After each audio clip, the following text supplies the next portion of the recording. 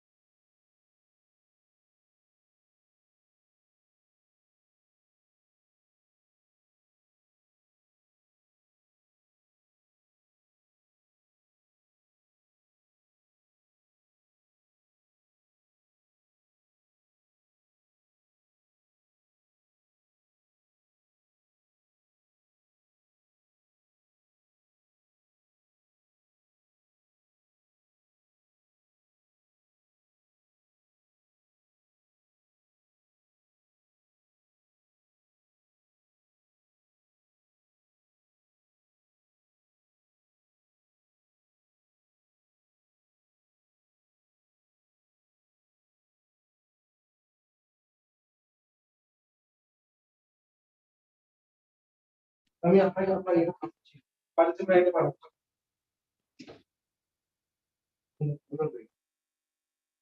আমার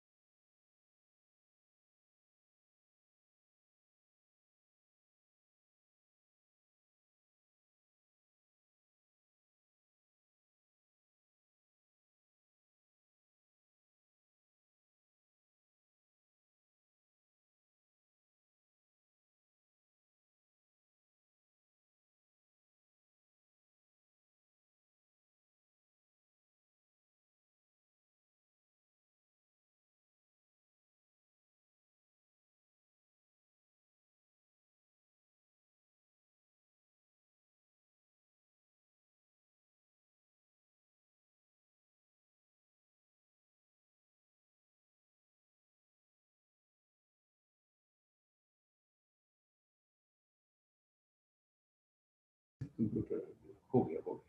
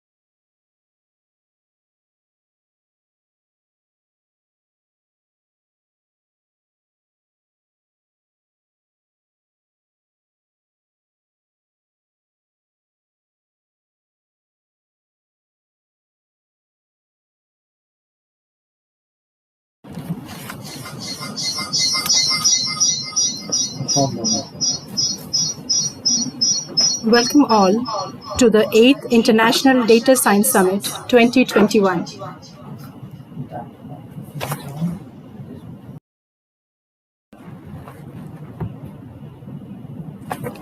Welcome all to the 8th International Data Science Summit 2021.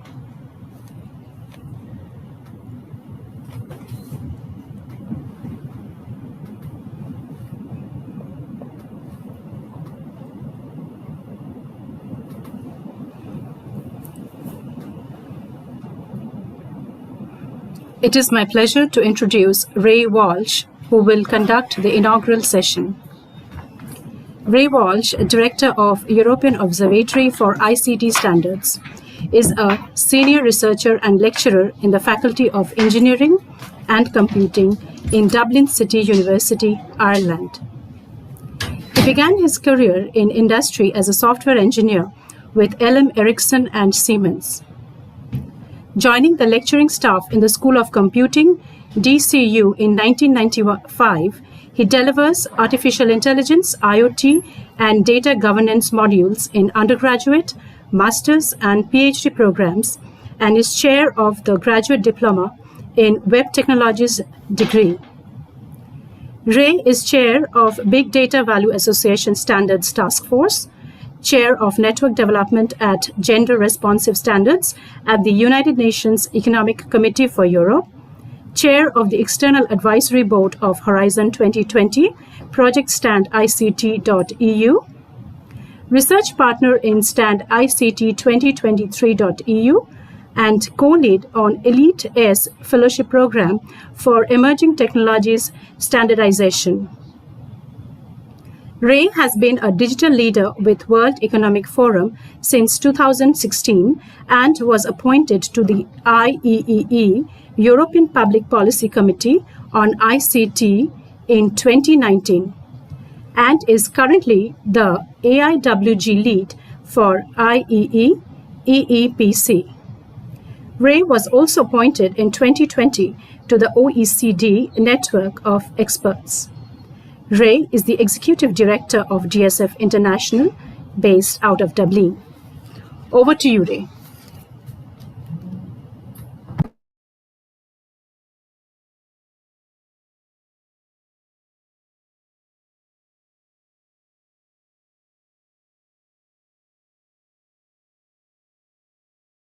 Hopefully you'll be able to hear me. I'm just trying to share my video now. I think it might be disabled on the host side. But, Yes, Ray, you're good to go. Thank you. Okay, so my name is Ray Walsh, and on behalf of DSF International, I would like to welcome everybody who's registered for the expert talks and panels that are presenting over the next 2 days of the summit.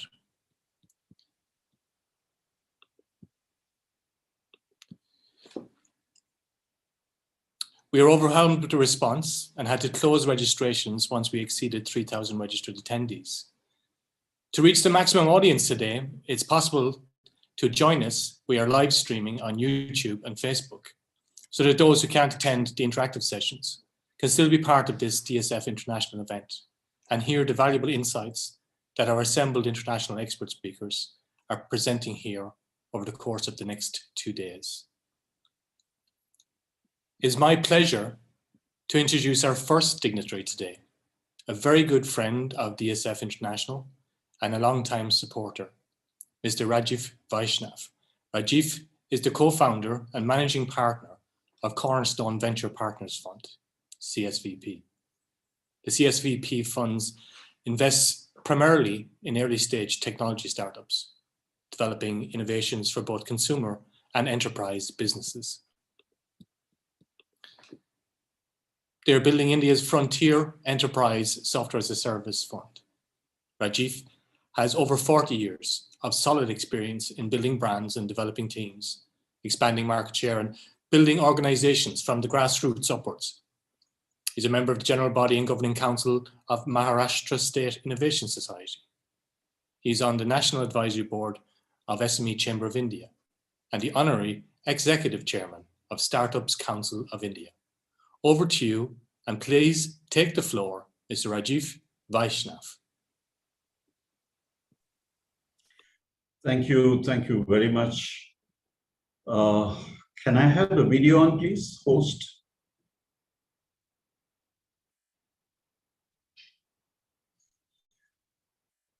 Very good morning, good afternoon, good evening to all of you. Dr. Omkar Rai, Dr.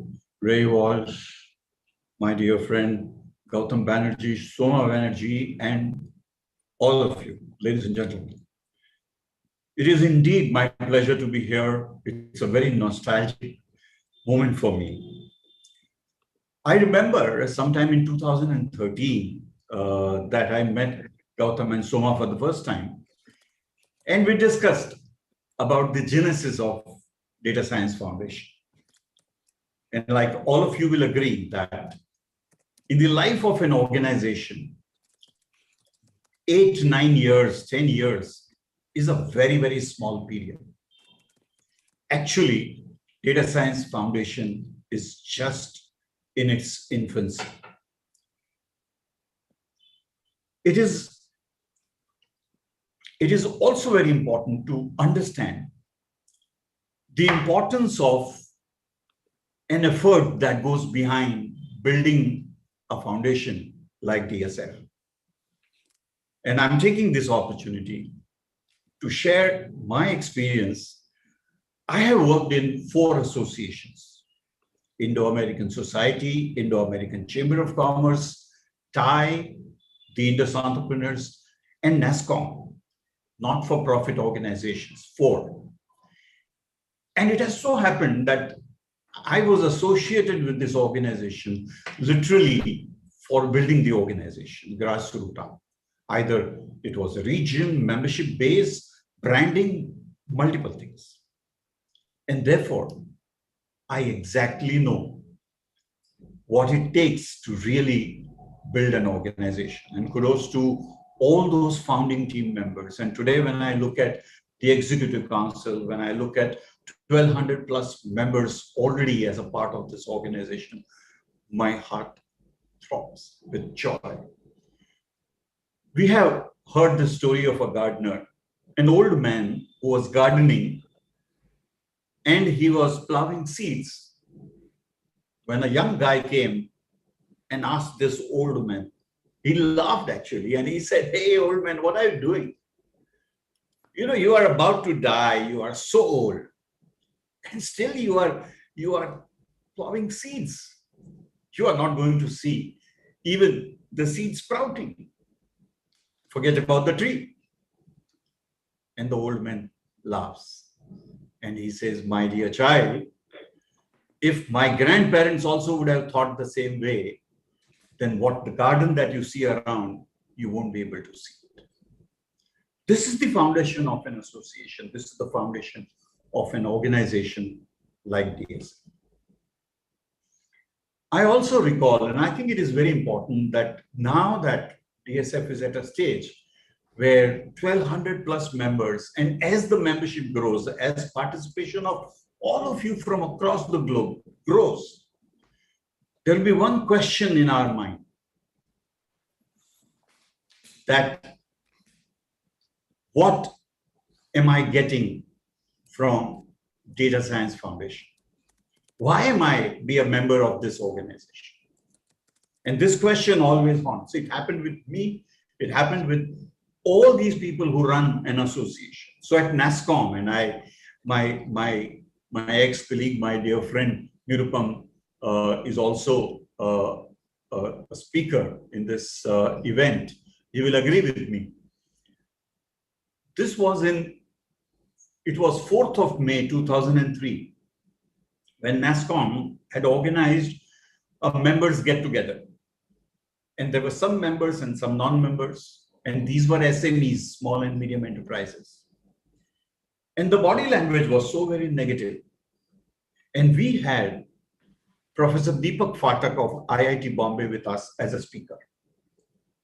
Being a professor, he said, guys, if I throw a duster at you, and if it hits you, don't blame me, because that's my habit, to throw a duster at a naughty student.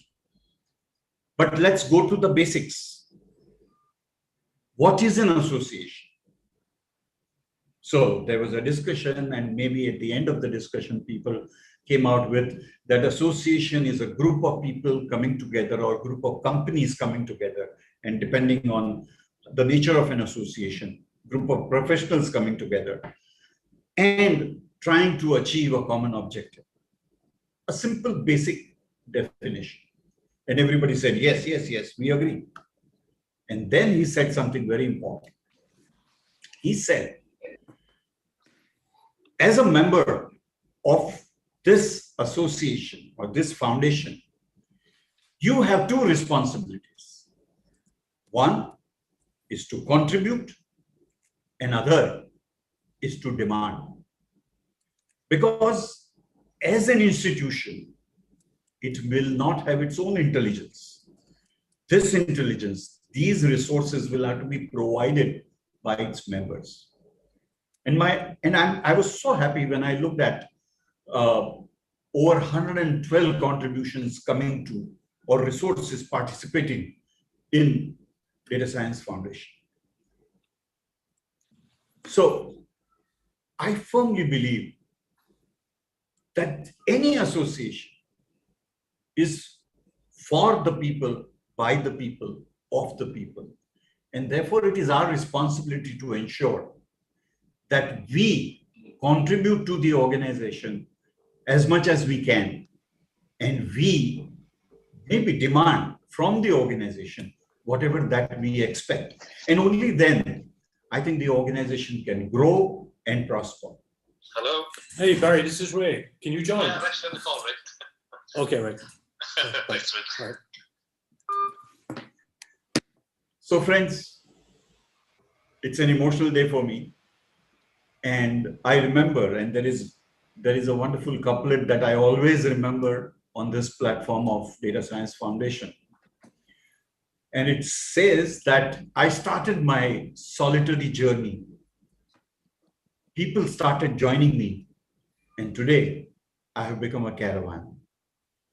So, Mr. Gautam Banerjee, Mrs. Soma Banerjee, hearty congratulations. I'm addressing just two of you right now, is because I remember our first discussion of where and how you were envisioning to take the Data Science Foundation forward. And today, when you see the entire caravan of so many beautiful people, so many amazing, enthusiastic, passionate people who are joining on this platform. And truly, 5,000 years ago, India had proclaimed Vasudhaiva Kutumbakam. That means the whole world. And recently we talked about world is a global village. India went beyond that. And 5,000 years ago, we said, world is not just a small village. World is a family. Vasudhaiva is universe. Kutumbakam is family. So world is one unique family. And today, when I'm seeing DSF International growing into with 117 countries participating in this amazing summit, I'm sure it's going to be a wonderful next 2 days. Thank you very much for this honor. And I wish Data Science Summit a huge success. Thank you. Thank you very much. Thank you very much, Mr. Rajiv Vaishnav. And let me extend also our deepest appreciation of your time and support and to help us open the 8th International Data Science Summit for 2021. Without any further delay, I'd like to introduce to all our attendees and everybody watching on social media, our next dignitary, Mr. Omkar Rai. And Dr. Omkar Rai is the Director General of STPI, Software Technology Parks of India, established in 1991 by the Indian government, Ministry of Electronics and Information Technology, with the objective of encouraging, promoting, and boosting the export of software from India. Under his leadership, STPI has been providing services to industry for promotion of software exports and entrepreneurship from India. Before STPI, Dr. Rai served in National Informatics Centre in various capacities, and he holds a PhD in statistics from Banaras Hindu University. Over to you, and please take the floor, Dr. Omkar Rai. Thank you very much, Professor Ray Walsh. In fact, other dignitaries on this dais, Sri Rajiv Vaishnav, we heard him, Sri Saikat Ghosh, Professor Barry O'Sullivan, other dignitaries, participants in this 2 days international conference where we are having delegates from 175 nations. That's a great event. And this data science subject as such is very, very evolving, multidisciplinary. And I'm very glad that Data Science Foundation of India, in collaboration with the European Industry University Research Association, Data Science Foundation International, and with other partners, have organized this virtual conference, 2 days virtual conference, which is happening concurrently in Dublin, London, and Kolkata. I would like to remind the participants that Kolkata is a great place in terms of evolution of mathematics, statistics, and modern sciences in India. And one subject that is statistics, where I have acquired my education, I did my PhD in statistics. And while doing that, and even after obtaining my PhD, I have been working with the IT industry, and I have been getting acquainted to the work that is going on all across the world. I have found that statistics is the basic foundation of evolution of data analytics, data science, AI at large, and such other streams, associated streams. And Calcutta is the place where the statistics has evolved. Not only it evolved, statistics as a discipline evolved in India because of Calcutta, but the scientists, professors, and academicians of Calcutta actually contributed at large to the discipline of statistics at large. And that is why this is the one discipline where the contributions of Indian in the modern times is the most. I'm very glad to be here, and I must congratulate Data Science Foundation, Calcutta, for really taking this initiative. And this is the 8th such conference being organized by the stakeholders. I must say that this data science is a very promising discipline. And it is a discipline which has to be in place, which has to be evolved, which has to be worked upon by the stakeholders to make sure that we keep the pace with the growth, evolution that technology is showing, because this is the discipline which is going to ensure that we make good use of the computing power for making the analytics, for predicting the things, for estimating the things. And therefore, our speed, our precision has to enhance, has to increase, has to improve over a period of time, with passage of time rather. And therefore, while we do that, we need to network the data science professionals and create a culture of incorporating data science in the way we do things, the way we do business, the way we carry our enterprises. And therefore, it's in fitness of thing that the professionals, the practitioners from all across the world, ranging from 175 countries, are participating in this. India is a great stakeholder in the whole issue. We know that Indian IT services industry, which employs about 43 lakhs engineers, 4.3 lakhs, 4.3 million engineers across the value chain, across the IT industry of India. And we know that the analytic business, the product business is a very major, very significant out of the whole thing. And therefore, we have large number of data science professionals, the professionals who are actually doing things in AI, IoT, data analytics, big data, and such things. And therefore, going with this kind of statistics, and also incorporating the fact that the Indian universities are churning out graduates from mathematics, stats, and computer science in large number. It is good for us if we develop great data science skills in India and could try to position India as a great outsourcing destination in terms of the jobs that require data science experts. It would help the entire humanity, entire world in terms of the supply of Indian talent that are well versed with the data science techniques. And we are very good at it. We have built up to some level, and we have to work very hard to make sure that we are able to, reskill people, upskill people, and instill these skills, data science skills, right from the right at the university level, engineering colleges level. I'm very glad to be here. I must congratulate the organizer for arranging this, and also for this opportunity to address this gathering. Thank you very much.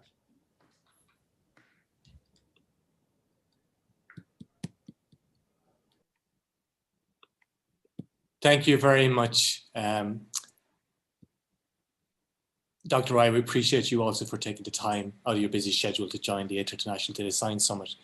Before I hand over to our moderator, Ms. Shreyashi Banerjee, who will introduce our keynote speakers, I'd like to go through some house rules for the summit. First, just please make use of the chat and Q&A facility to ask questions.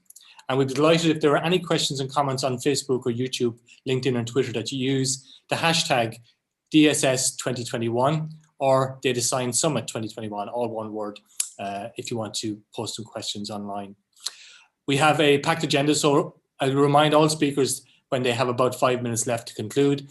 And there will be a 5-minute Q&A after each talk where the moderator can select a few questions from the attendees here in this Zoom session, or post it on social media with the hashtag DSS 2021_Q, which has been circulated. To wrap up, I am delighted to welcome you all to the open plenary session of the 8th International Data Science Summit. And over to you now, and please take the floor, Ms. Shreyashi Banerjee. Thank you, Ray. Hello, all. Please join me in welcoming Professor Barry O'Sullivan. Professor Barry O'Sullivan is a professor in the School of Computer Science and Information Technology at University College Cork. He is the founding director of the Insight Centre for Data Analytics at UCC and the Science Foundation Ireland Centre for Research Training in Artificial Intelligence.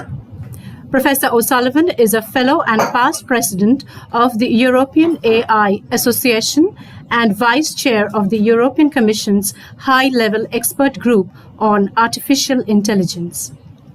He currently serves on the Executive Council of the Association for the Advancement of Artificial Intelligence. He is a member of the Irish Academy. Over to you, and please take the floor, Professor Barry O'Sullivan.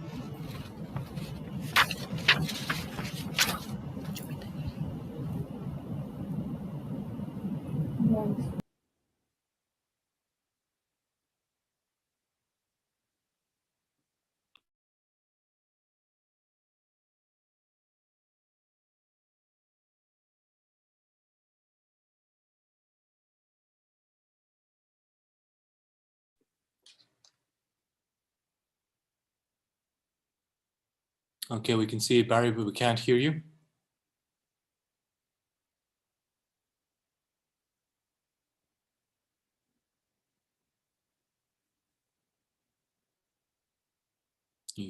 Audio is on. Have you headphones connected?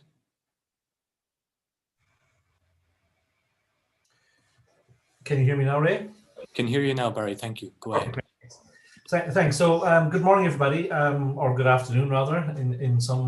In some locations, it's a real pleasure to be here, and I'd like to thank the organisers for the invitation to present. So, my name is Barry Sullivan. I play a number of roles internationally in the field of artificial intelligence, and I suppose while this is a data science event, I think one of the driving forces behind the current revolution in AI is advances in data science, data analytics, and in machine learning. So I think it's quite an interesting topic to talk about in this forum. And I suppose I specifically want to talk about what's going on in Europe from a regulatory point of view and from an ethics point of view, because I think just like the GDPR, the General Data Protection Regulation, had a huge impact internationally as well as within Europe. The upcoming regulation in artificial intelligence is going to have a similar impact. And so I just want to tell you a little bit about where Europe is going at the moment. I'm not advocating in any way for this regulation. I'm simply wish to discuss it with you. I would have some criticisms of the regulation. I support regulation in different ways. So I'm open-minded about it, but it'd be interesting to hear what kind of questions and comments we get. Obviously, we won't have a huge amount of time for questions at the end. The easiest way to address questions is through Twitter. So my Twitter handle is on the bottom there. And I've also put it at the end of my name in the Zoom participant list. So do feel free to message me or to contact me over Twitter, and I'll be very happy to respond. Okay, so I suppose the first thing is that AI is about 70 years old. So in October of 1950, Alan Turing published the paper that became known as the Turing test. And you know, in a sense, at that time we didn't call it AI. It was a test for intelligence. It wasn't until 1955, 56, and the Dartmouth conference that people started talking about artificial intelligence. And what's really interesting about the Dartmouth conference is that you know, the 7 topics that were addressed, you know, way back in 1956 are essentially still the very same topics that we study today in the field. So one could argue, in some sense, not a huge amount of progress has actually been made in AI, in traditional AI, with the exception maybe of data-driven techniques. It is data that has revolutionized artificial intelligence. And so it's, you know, when these guys won the ACM Turing Award in 2018, I think at that point the world was really sitting up and looking at artificial intelligence on one side and the great success that was data-driven artificial intelligence. I particularly like this story for a couple of reasons. I guess the first reason is that LeCun, Bengio, and Hinton have one foot in academia, but have the other foot very strongly in industry. So the partnership between industry and academia is really key to deploying AI technology and data science technology. It's not it's not an area where one community can do it alone. It's very much a collaboration. I suppose the other reason I like the story is George Boole, who was the first professor of mathematics at my university. To a large extent was the father of logic-based AI. So he was the person who invented the laws of thought, the symbolic reasoning. And he's actually the great-great-grandfather of Geoffrey Hinton, who actually does look a lot like him, I must say. So today, AI is all around us. We have, there has been great successes since over the last 20, 30 years. But things have really taken off in the last 10, 15 years. And that's, as we all know, as a combination, due to a combination of advances in hardware and performance of hardware, the increased availability of storage, but also our capacity to deal with enormous quantities of data. And so it is those three things together that has really caused the revolution. I think before the revolution, obviously there were systems like Deep Blue and there was Winds and Jeopardy and so on. But when you think back, these were systems that were effectively large search engines. It wasn't until we started seeing, successes in self-driving cars, in natural language processing, in vision, in game playing, AlphaGo and others, that we really saw great excitement. And of course, that's a data-driven success.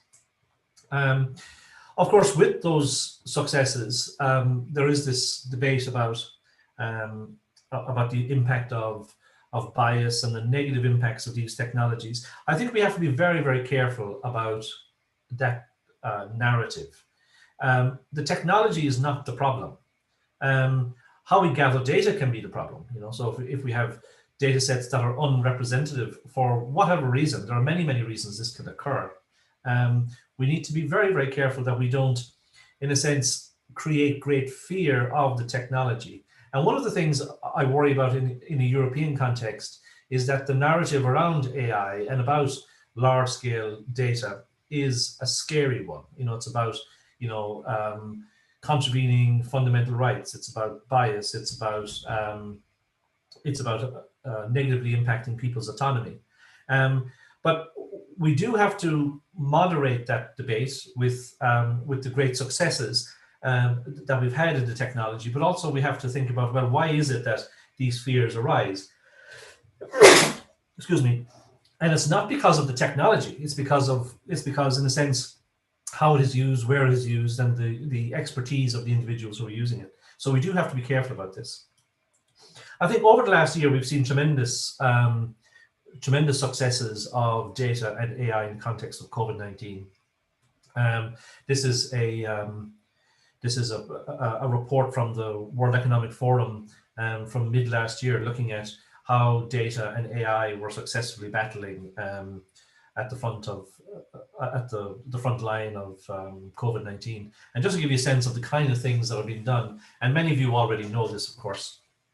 Convolutional neural networks can be used to help diagnose COVID-19. This is something that, in a sense, is a rather traditional use of AI and data in the context of COVID-19.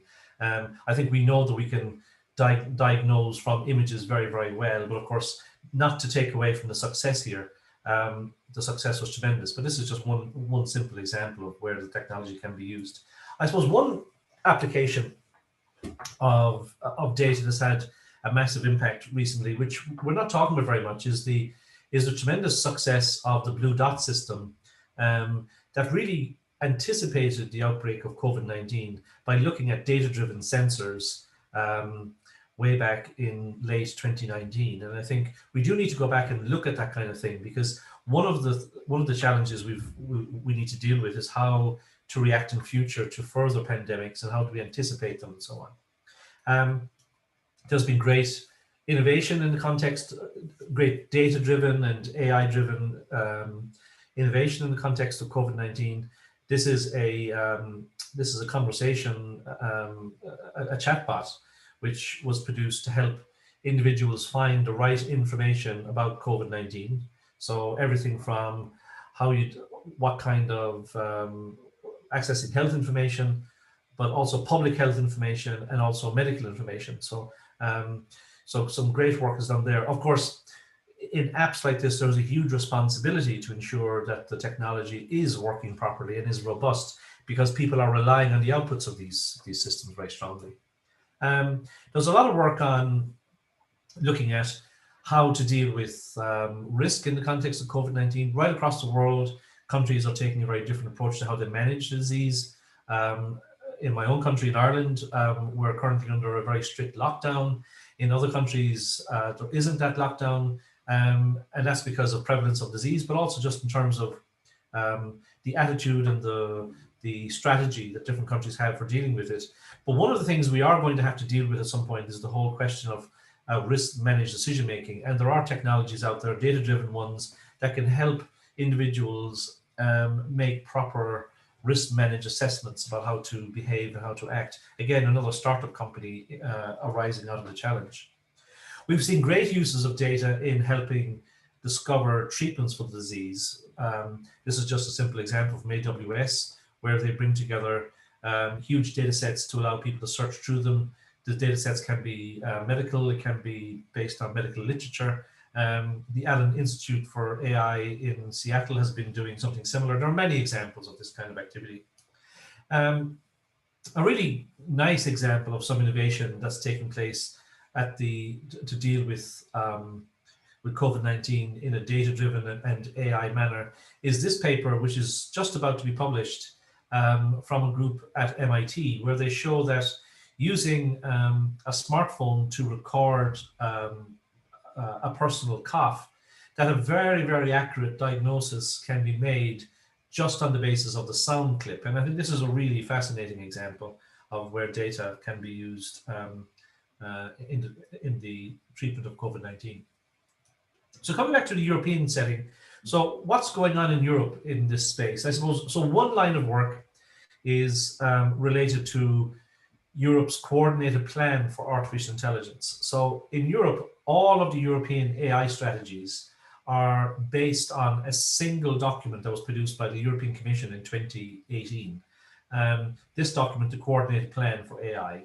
And in the Coordinated Plan for AI, the Commission advocated or put forward a vision that AI and data science in Europe needs to be human-centric and it needs to be trustworthy. One of the actions that from that coordinated plan was the establishment of a group called the High-Level Expert Group for Artificial Intelligence. This group was to advise the Commission on AI-related challenges and opportunities, propose draft ethics guidelines for AI data science, and to also create a European-wide community through a platform called the AI Alliance. Now, this group was assembled in June of 2019, and it brought together 52 experts from very, very different backgrounds. So people from top-level positions in European industry, people from academia, technical, non-technical, people from the with legal backgrounds, people with social science backgrounds, ethicists, and so on.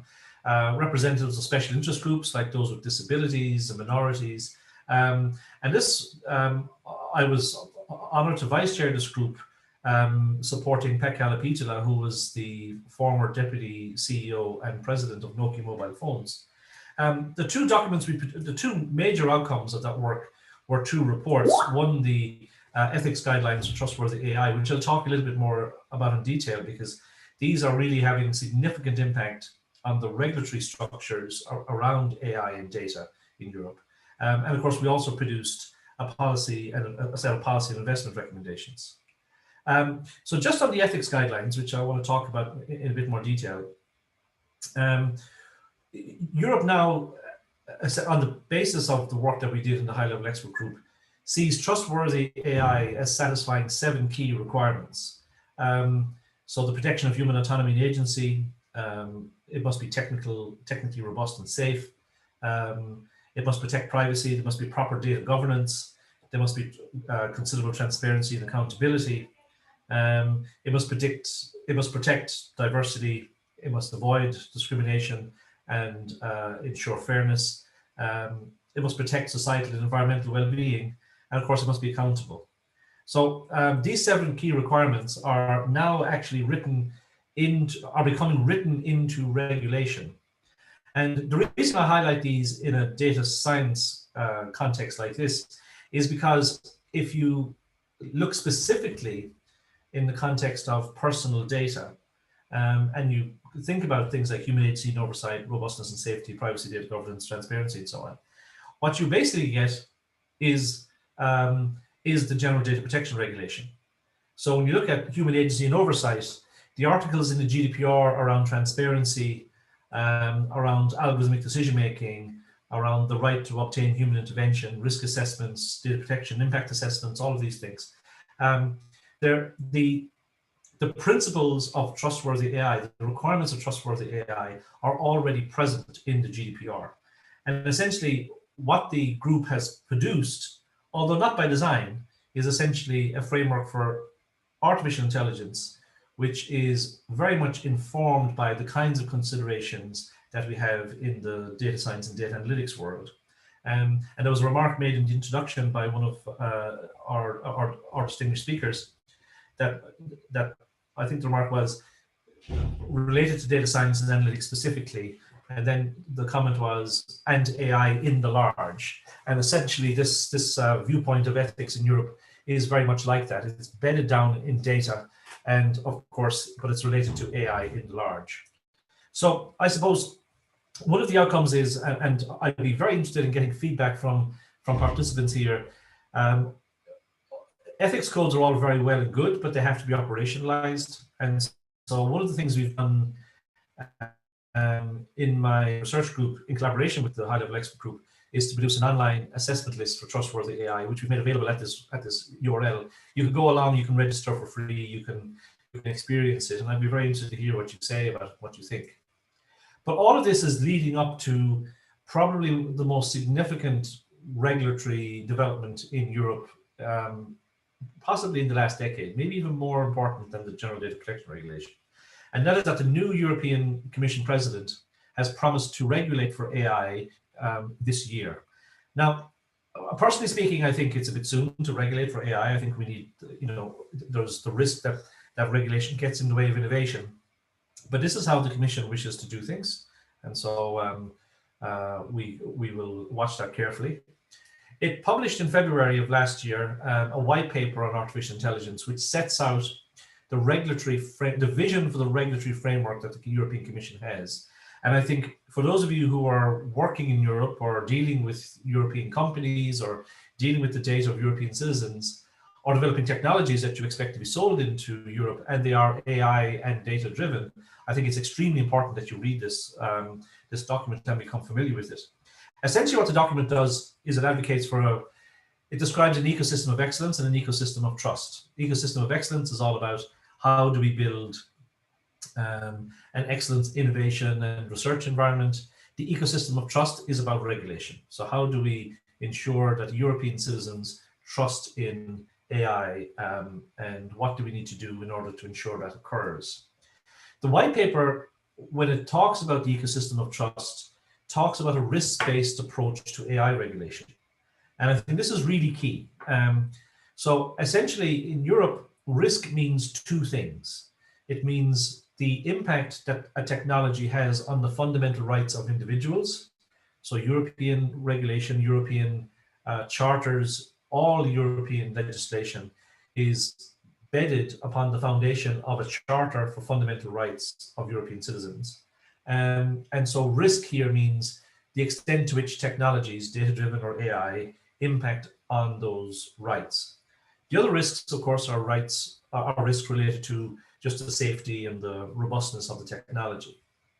And in this risk-based approach, the Commission is advocating that AI systems, so data-driven algorithmic decision-making systems, will be labeled as either high risk or low risk. Now, how do they determine that? Well, currently, the plan is that they will use a mix of sector and use to identify whether something presents a risk to the fundamental rights of Europeans. So, for example, is the application used in a technology where significant risks might occur? is the technology used for a purpose in that sector where specific risks might occur. So for example, a medical diagnostic tool will be deemed, it will be very highly likely deemed to be high risk, whereas a car park management tool for a local hospital, even though it's in the healthcare environment, is unlikely to be regarded as high risk. There are some application areas that will always be regarded as high risk, regardless of any of those circumstances. And these are the ones I've highlighted in red in the box below. So these are things like anything to do with recruitment, anything to do with workers' rights, anything to do with biometrics, and any other form of intrusive surveillance, regardless of the setting, the purpose, the sector, the use. If the system is related to one of these 5 topics, then the Commission intends to regard that as a high-risk application. What happens when you've got high-risk applications? Well, of course, there are requirements around storing of training data, record keeping, all of this whole stuff. How do you run tests to verify your models, to ensure, how do you measure statistical significance and assure it? How do you do hypothesis testing? All these sorts of things. What kind of human oversight is there? But most companies, I think all companies that are serious about doing good work with data are already doing these kinds of things. But I suppose what is significant is that depending on what risk labeling one system will get in Europe, there will be 2 different enforcement regimes. If your system is a low risk system, then it will be subject to some sort of voluntary labeling. You will basically do all of the work yourself to verify it and test it, and you will simply declare and label the system as an AI system that has been appropriately tested. However, if it's high risk, it remains to be seen what happens. But in the white paper, the Commission envisages things like ex-ante conformity assessments for applications and post-deployment market surveillance mechanisms. And so depending on how these high-risk applications are checked and verified, that can become quite a burden. And so this is something that over the next year, when this has been settled, and nothing is decided yet, this is the debate which is current. And one of the reasons I'm talking to you today about it is that if this is something that impacts you and your organization, you need to get involved in this discussion now. And there are ways of doing that, and I'm happy to talk about those later. So just on a slightly separate topic before I finish up, I suppose there's a big initiative going on in Europe at the moment around a major partnership, public-private partnership on data, artificial intelligence, and robotics. So this is going to be the largest public-private partnership the European Commission has ever established. Something on the order of 10 or more billion euros over the next 10 years. And it's going to be a collaboration between the data community, the robotics community, and the AI community to establish a research agenda for Europe for the next 10 years. In September, we published this document, which is on the slide, the Strategic Research, Innovation and Deployment Agenda, which sort of sets out a vision for how these 3 areas should develop over the next 10 years in Europe. But of course, this again is something which is it's a living document. It will change over time. So I hope that what I've said piques your interest, or hopefully is relevant. I think just in summary, we've seen massive innovation in data and AI in the last 10 or 12 years. And we all in this group at this event know why that is. I suppose we're now moving into an environment where policymakers are looking at the impacts of the technology on citizens and on societal well-being. And I think the community has been poorly served by some who have, for one reason or another, made some bad mistakes that are very much in the mind of the public. And I suppose that leaves us vulnerable to very stringent forms of regulation. And so it's very important that we take a responsible view of what we do, that we also communicate how seriously we take these issues. And I suppose in the context of the European Commission's work at the moment on the regulation on AI, it's very important that we as a community of stakeholders very much engage in that process and make sure that the right decisions are made for the AI industry, for the data science industry, because we have a responsibility to do that, because we will have to live with the consequences probably for the next decade. So thank you very much for listening. It's been a pleasure to present to you today. Thank you. Thank you for sharing your brilliant insights, Professor O'Sullivan. Well, I have a few questions. Would you like to answer those? Yeah, sure, please, absolutely. Yeah, absolutely. Okay, the first one is, you touched on trustworthy source of artificial intelligence. What do you think is the way to govern this?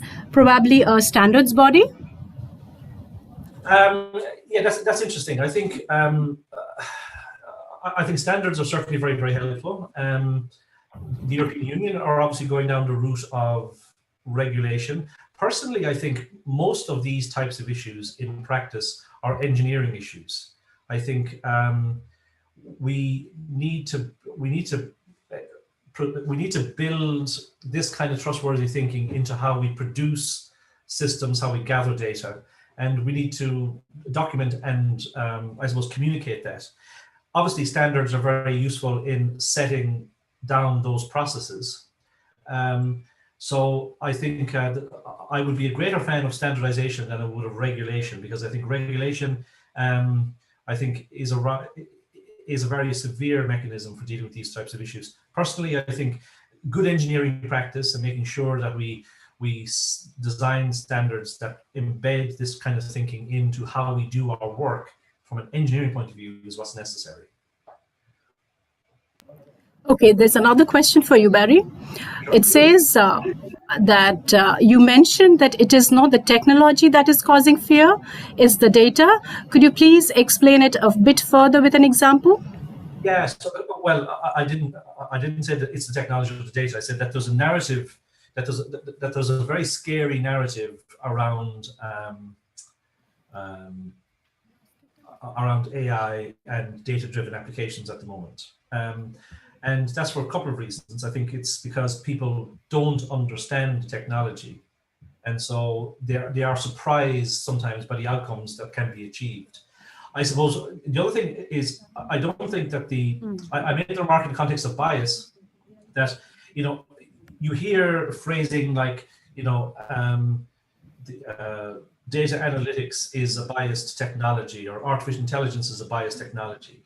That's not precise. What we need to talk about is the fact that the underlying data sets that we might use might have encoded into them for some reason a bias that is not intentional. So, for example, if we're making hiring decisions, and if we don't have, if we don't have an adequate representation of women in our data sets, then obviously the quality of decisions we make about women will be poorer than they are about men.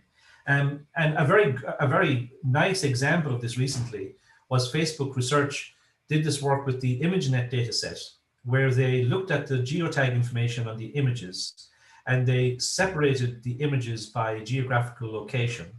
And they found that in wealthier countries, image recognition technology is very, very accurate. In poorer countries, image recognition is far less accurate. And that's because the data set was gathered in a particular way, obviously. So it might have been gathered in American or European or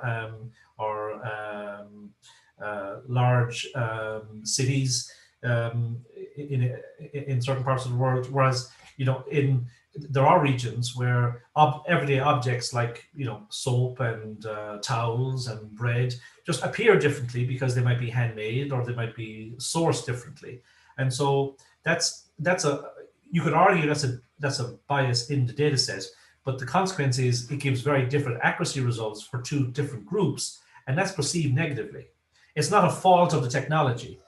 So I think we need to really educate the population, the public, the users, the media about AI and data science technology to ensure that they understand why things can go wrong or why things appear to be performing differently for different groups. These are consequences consequences of how we build the systems, not fundamental flaws in the technology that we use to build the systems, if you can see the distinction. Thank you, Barry. Maybe we just have time for the last question. And yeah, I'll just come up with the question. It says that FDA has recently announced an action plan for tailored regulatory framework for AI and ML-based medical devices.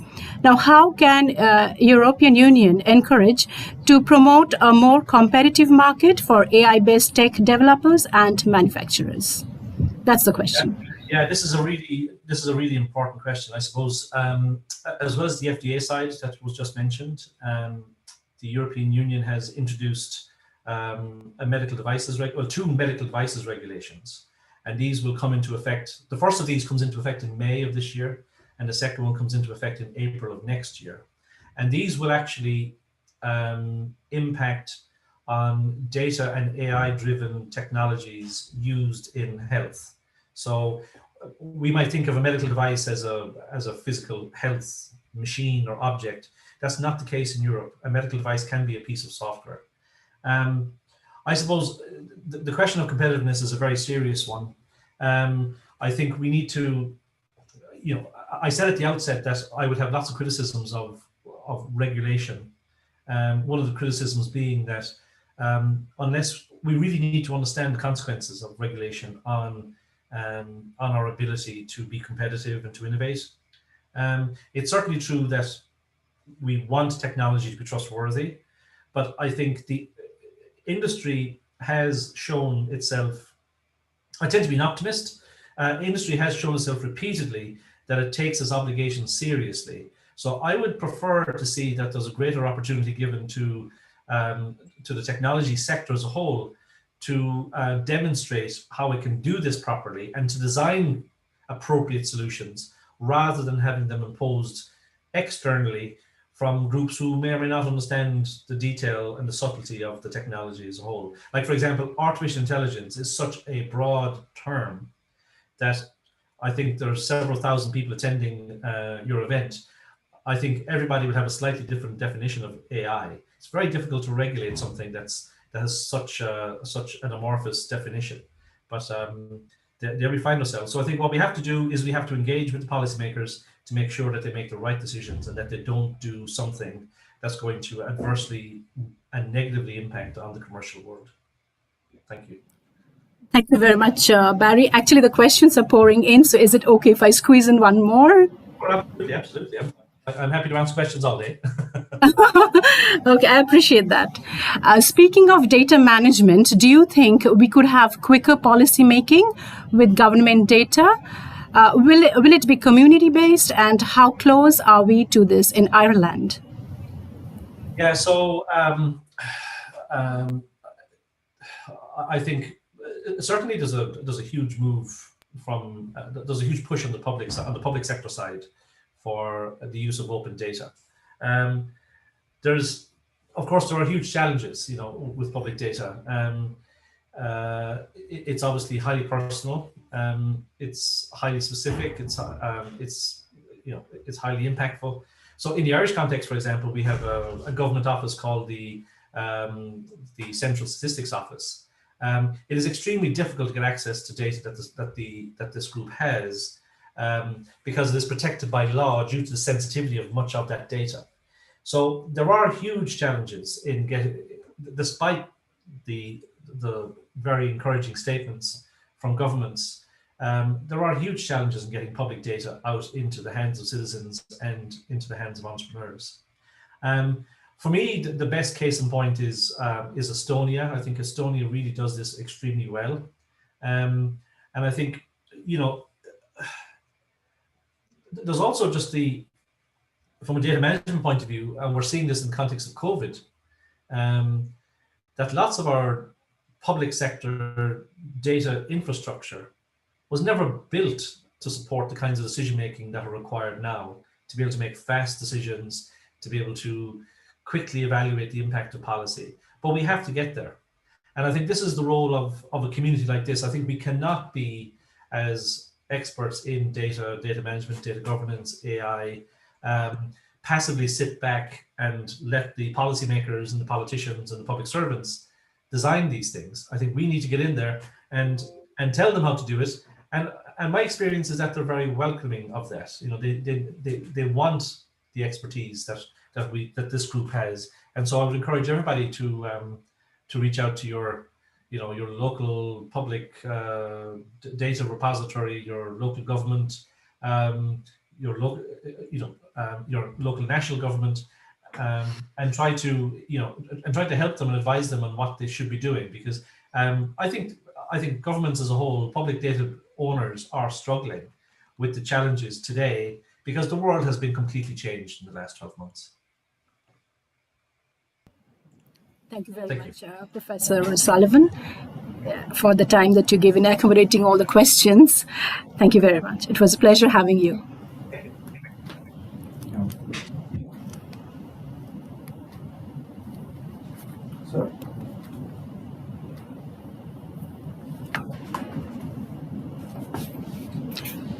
Next, it is my pleasure to introduce Mr. Ashok Ganesh. Ashok Ganesh is Director, Market Perspectives and Innovation at CEN and Senelec, based in Brussels, Belgium. Ashok has more than 25 years of experience in standardization, first in the UK with the British Standards Institution, supporting national, European and international standardization in ISO. For more than 20 years, Ashok has been working at the European Committee for Standardization and the European Committee for Electrotechnical Standardization. In his role, Ashok is involved in supporting European stakeholders to use standardization to address upcoming topics from innovation and research and to access international markets through standardization. Over to you. Please take the floor, Mr. Ashok Ganesh. You can hear me okay, and I hope you can see me. It's probably not so much of a pleasure for you, but it's a pleasure for me to be here. Thank you very much to the organisers to invite Senelec to present to this International Data Science Summit. I'll try and take you through from a point of view. It's a tough act to follow, Barry. I come from a point of view where I'm a standardizer, and that means I'm not expert in anything. I claim I'm supposed to be a bit of an expert around standardization, and I'll try and share some of that information, that knowledge that I have. It is addressing standards for the data economy. I take the opportunity to explain a little bit about, first of all, CEN and Senelec and our role in standardization, which I think is important for the context. Certainly to explain about standardization and our role. We have a sort of a traditional role, but now a more modern and evolving and evolutionary role. And then we come to data. video start hয়নি তো তুমি দেখবে কি video start হয়ে গেছে এটা তো slide একটা খালি ও মনে হয় মোবাইল কিছু Bear with me that we'll come to the data part. It's a sort of in the second half. So, but I think the first half is really relevant, and hopefully you'll find some of it relevant and interesting. So, moving on. So yes, I'm Ashok Ganesh, Director of Market Perspectives and Innovation at CEN and Senelec. Hang on a second. Click my screen. Yeah. So a little bit about CEN and Senelec to start with. We've been around for about 60 years with two separate organizations based in Belgium, but we are European associations, and Senelec deals with electrotechnical standardization. CEN deals with basically all the rest of the sectors apart from telecommunications, which is our sister organization, ETSI, the European Telecommunication Standards Institute. So we've been around for a while. We are made up of the members from the standards bodies, the national standards bodies around Europe. We have about 42 members in all, covering all of the European Union countries and all of the European Free Trade Association area countries, and a few others included. You'll see them on the screen. So we're a national we're European associations with nationally based members, the national standards bodies of those countries, and you see the logos and the acronyms there on the slide. So we're very much European based, but we obviously have a foothold in the national space. An important part of what we do at European level is that we link very, very closely with the international standards bodies, ISO and IEC. We're so integrated that, in fact, all our national members of CEN are members of ISO, and all our national members of CENELEC are members of IEC. So there's full integration across the three fora, national, European, and international, which is, why do I say that? Why do I stress that? Is because for our main stakeholders, which is industry, standards are predominantly used by industry. Industry derives value from standards. Then to have a system which in one go allows a global standard to be created is a very important asset for industry. And that's what we have, the situation we have by that array that you see on the screen there. Those three fora are basically joined, are integrated. CEN and CENELEC together, we cover virtually, as I said earlier, virtually every industry sector. I think pharmaceuticals is probably the only one that we don't touch. And in fact, this screen, although there isn't a line down the middle, this screen is actually in two halves. On the left-hand side of the screen, you'll see what I would describe as, by and large, the traditional industry sectors that for those 60 odd years of our existence, we've provided standards for. We've provided the platform. Basically, the industry comes to us and writes the standards that they need for civil engineering projects, for mechanical engineering, and of course, then as we move into the more modern era, things like consumer products for even addressing electric technology and energy and utilities. The right-hand side of the screen is very much more modern, where standardization issues, which are basically cross-cutting, and you'll see accessibility, whether that's to the built environment or to accessibility to for example, online platforms, IT platforms.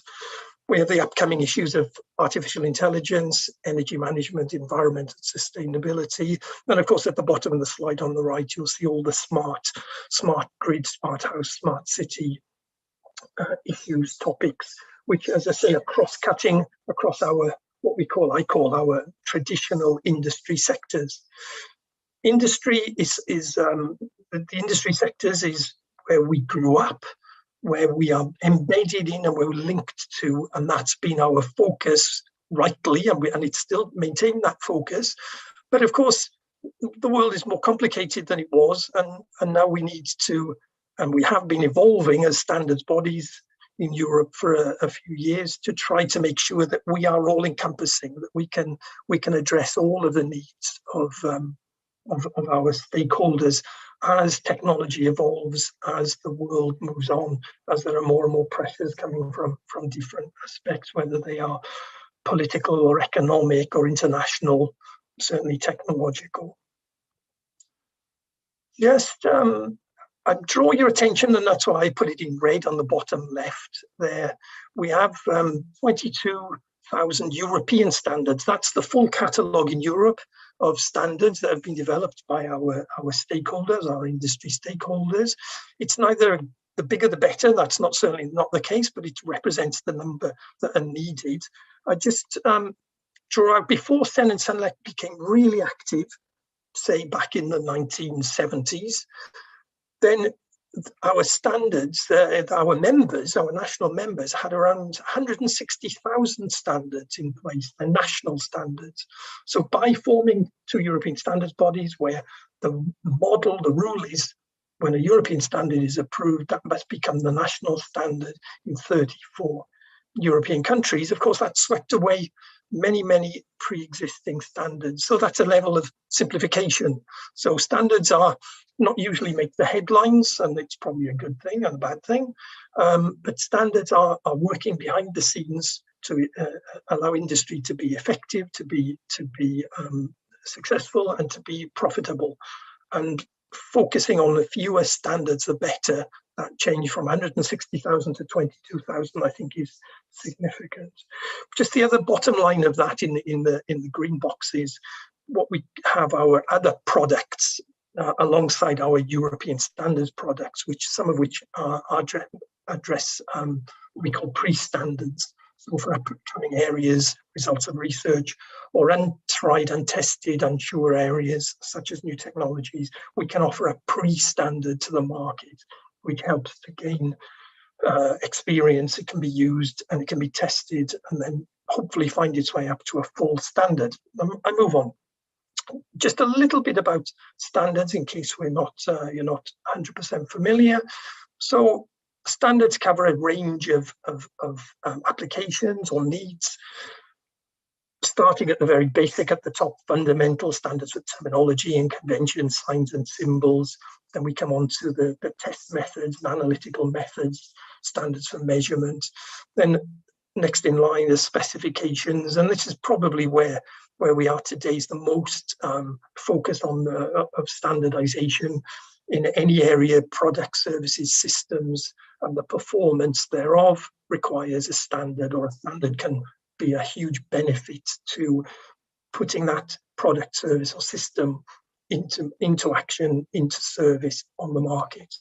And then at the bottom there we have very important organizational management system standards, many addressing energy or quality, security, and the environment. So that's about standards.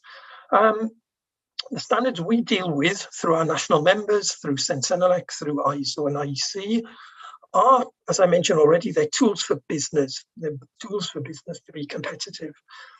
Our standards are not law in any way. Nobody has to use them. They're voluntary in application. They've been developed by business, meet business needs, so they're market driven. They're based on an agreement, and there is a formal ISO definition of consensus, which I won't bore you with today, but it's a practical definition of agreement which allows timely development of standards. Some standards can support directly regulation in a country or region or jurisdiction. Joining standardization gives access to a network because it's based on expertise, it's based on knowledge. And it's based on human expertise and human knowledge. So joining the standardization system at national level, European level, international level, you're part of a community of expertise and knowledge in a given area. I mentioned this coherence, which is important for our stakeholders between certainly the European regional level and international level. Standards are for every size and the scale of business operations, and sometimes even goes beyond business. And it's a constant challenge for us to make sure that SMEs are aware of, able to take up and use our standards, because they can arguably benefit as much as anybody else. Standards create markets for innovation and are trying to evolve to meet the needs of society, whatever those are. I come on to the where are we with standardization? What are we doing? Here's a slide which I tried to use this to show that coming back to the 1960, 1980, very roughly period, we're dealing with the known. Traditional industries, building buildings, bridges, tunnels, railways, but also manufacturing. Then we come to the years in Europe, at least the 1980s, 2000, where we have lots of European legislation, which is recognised as a role for standards to support. You'll see there machinery safety, pressure equipment, lifts, construction, toy safety. All of these still exist today, and so we're building as we go right to left along this arrow. We have the era of 2000 to 2010, where we had more ICT, convergence, management systems, environmental aspects in standards. So probably the first of the cross-cutting issues that were addressed in standards. We have the era 2010 to 2020, and of course we're still in that era now, but we have lots of new technologies, lots of opportunities for business and for deployment of technology, for which standards are playing a role today. And then we have the era we're in now, more technology disruption, more talk about open source. We still have to actually make the link between standards and open source. In Senelec, we've started a work to look at standards needs for quantum technologies, and then you've got the Internet of Everything and everywhere, and so that's us trying to keep up. We see challenges for standardization to keep up, ever shorter time to market, digital transformation of every aspect of the business using different technologies. We see lots of things going on at lightning speed because it's driven by industry. So maybe more than in any other era. We have lots of new entrants to the market, and that's by no means a bad thing. Just it's a challenging thing for us to keep up and make sure that we put the message out about what standards can do for businesses, for deployment of technologies. And therefore, then there are these competing priorities all the time: digitization, innovation, and of course, the other market challenges. Some of the very specific topics that we've seen coming over the last few years, and then to related to technology, but also using standards to address IPR. Standards and regulations have come to the fore again recently. Standards are clearly for market access, but the markets are changing. So what does that mean? This is a slide that I borrowed from our friends in the Alliance of Internet of Things Innovation, and I think it shows the challenge that that faces certainly to industry and of course as standardizers, but that's the least important aspect. In these areas of technology, of course, you've got lots of organizations who are producing very good standards and very good work to collaborate together. But there's a degree of complexity, as you see from the slide. So it's not to denigrate any of the organizations on there, it's just to give a picture of what is faced by industry in wanting standards, choosing standards, selecting standards, developing standards. Then in Senelec, we've tried to, I'm sure we've made it just as complicated, but we've tried our best not to be complicated, and we've tried to be supportive to industry, supportive to researchers as well, and technologists and scientists, supportive to regulators, but industry comes first. And you'll see these are the work pieces, the structures that we put in place. Technical committees is the body that we have in our system for developing standards. You'll see additive manufacturing, advanced automation technologies, intelligent transport systems, smart meters, smart grids, artificial intelligence technical committees coming very soon. And we have a technical committee on blockchain. I won't read them all, green data centers. This is where we are today. Coming on to data, and you'll say, phew, when was he going to get onto data? Yeah, we really, as Senelec, I'm a bit tentative here because it's so new for us, and we're not, and certainly I'm not an expert, but I'd try and give you a picture of where we are as two standards bodies who are trying to do the best. Even though we're just right on the start, we're at the beginning of the beginning related to data, and what we need to do to keep up with the likely needs, the evolving situation on the regulation in Europe, the technology evolution, the use needs from all the different sectors who we regard as our main customers. And the next few slides is trying to give a picture of how we see it. So we recognize, or we can read as well as everybody else, that the data economy is booming and huge increase. I focus on the European at the top line there, a big growth there. I quote from Marianne Terveen from Inopay: data is the new fabric of society. And that's something we come to very recently, is the realization that things are being said like this, that data is such an important and will be an all-pervasive issue in all sectors of everything we do, not only industry and business, but society. So all economic sectors are generating data. I've heard it said, it doesn't come from me, but I heard it said that, Europe feels it's in a good position because we have a strong industry core. And seeing as we claim as Statisen and Senelec to be very closely linked to industry, that gives us some reliance that we have a role to play. The economic impact of data is going to be huge, and we need to make sure that we are strategically, we're there supporting our stakeholders, being relevant and not left behind. Most economic activities will depend on data within a few years. That's the size of it. So it brings along some challenges. Growing amounts of data bring going concerns about data security, data safety, data safekeeping. There's needs for new systems for data storage. This is what we perceive, this is what we see, data management. We understand that it is the change is through technology, is the possibility to extract value out of data. And that's what all sectors of the economy are poised to do. So coming up, using data to be innovative in the market, to derive advantages. Of course, not all uses of data are absolutely relevant to business and the market, and we want to support those as well for the good of society, for the good of citizens. A number I came across very recently: 75% of companies generally don't currently share their data.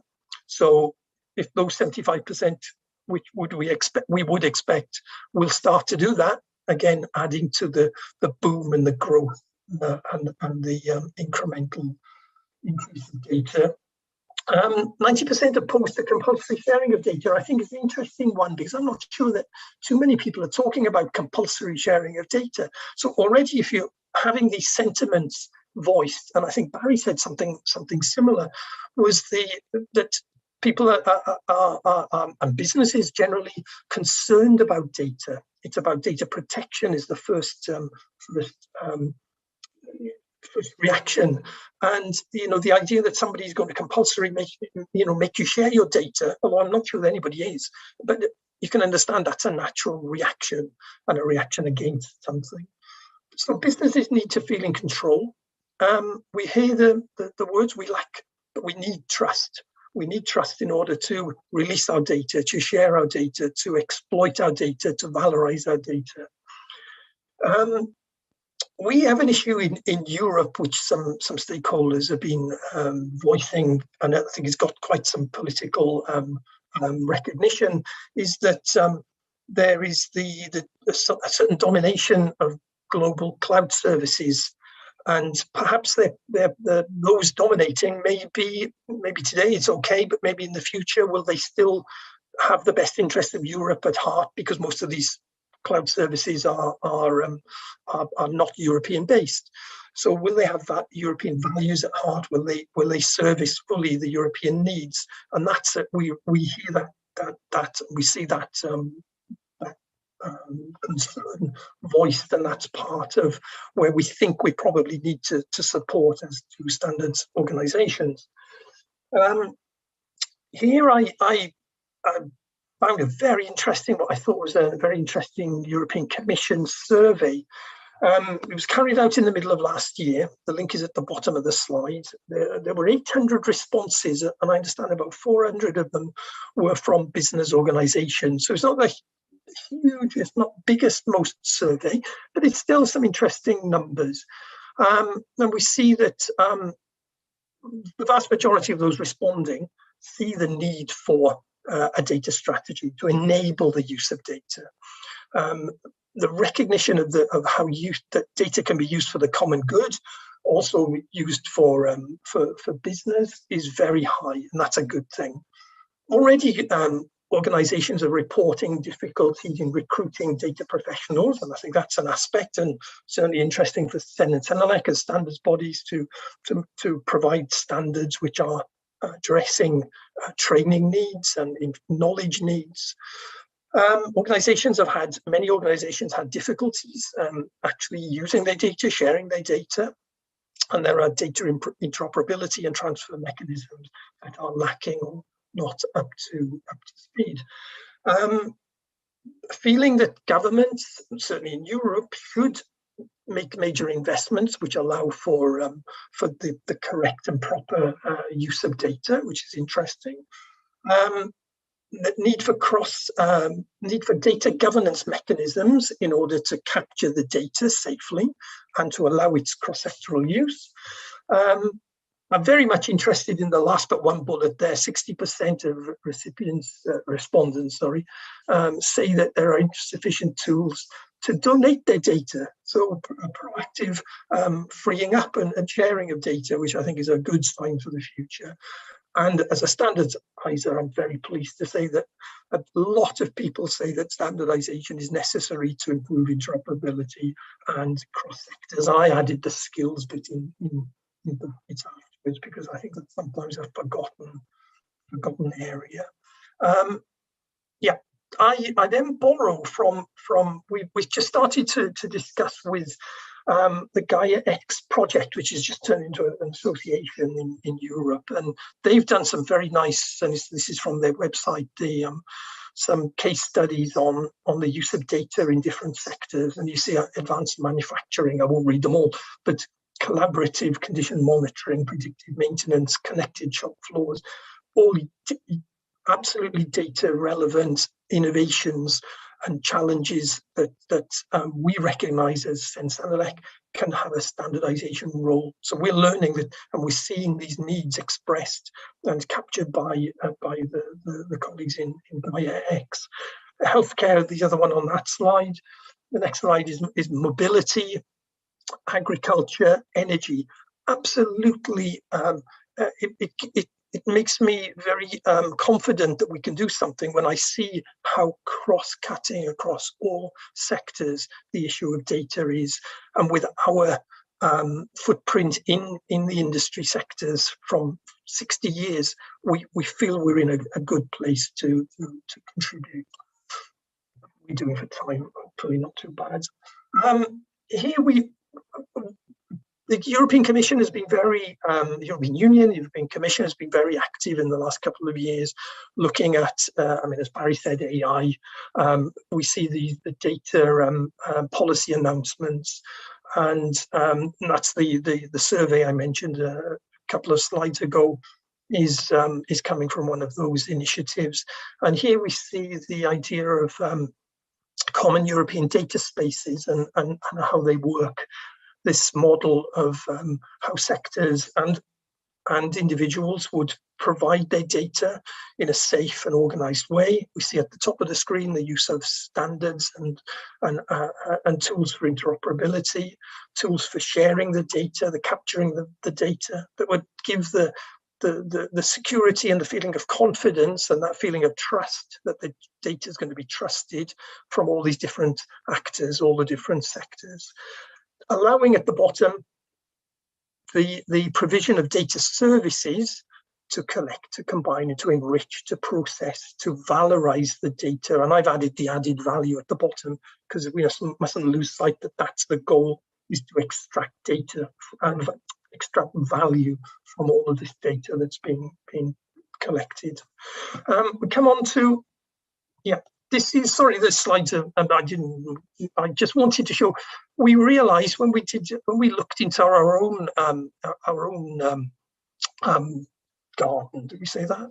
I don't know. Into our own backyard, I think we say, and our own technical committees, and we actually see that a number are already working in and around the field of data. And I won't read them all out, certainly, but you'll see ICT for Learning and Education and Training, TC353. We've got Industrial Process Measurement, Control and Automation in Senelec TC65X. We've got some of our newer TCs at the bottom on cybersecurity, blockchain, distributed ledger technologies. We've got Green Data Centers work. We've got our new technical committee on artificial intelligence coming very soon. Sorry, I jumped too far. we recognise overall that we've at a first screen, at first trawl, we reckon around 170 odd of our published European standards already address one or more aspects of data governance, and we need to dig a little bit more there and put that into a systematic order. Those 24 or so technical bodies that I just had on the screen before means that we're already in this field, and we're linking with stakeholders. One of our technical bodies, JTC 13 on cybersecurity, has already expressed the wish back in December to form a liaison with the Gaia X project, which is this project in Europe wanting to establish a data governance infrastructure in Europe for the valorization of data. We link very closely to this very important technical committee at international level in joint between ISO and IEC, JTC1 on information technology, and there's very key standardization work, which, as I mentioned earlier, we can take in Europe if that's what the stakeholders want, and take the value out of those international standards in a very slick and very quick way. Of course, we have our national network through our members, and we know that the Gaia X project has established some national hubs, so we're looking at those. We're identifying again, we will be starting to identify more specifically sector needs through all of our different links. We have our members engaged at national level. We have an industry advisory forum. We have liaisons with many, many European industry associations and federations linked back to the different stakeholder groups in all of the economy. We are open to coordinating positions and giving input to the upcoming European Union regulation on data governance, which hopefully will cement the role of standards and recognize how standards can contribute to the data economy. We are promoting the idea of developing a European standardization roadmap for data infrastructure and governance that would lay out the plans for making sure standards are available at the right time, filling the gaps, planning and organizing in a visible way. We need to reach out to on the bottom line there, our partner organizations who are absolutely relevant for this field: the Big Data Value Alliance Association, the European Cybersecurity Organization, the European Agency for Cybersecurity, and others. Hopefully, so we're on the, just to summarize, we're on the cusp, I suppose you say, in Sen and Senelec. We're certainly not experts in this field at all. We come to it new. We see a need. We see an opportunity. We see that there are stakeholders, our valued customers, the industry sectors who have needs that we can support.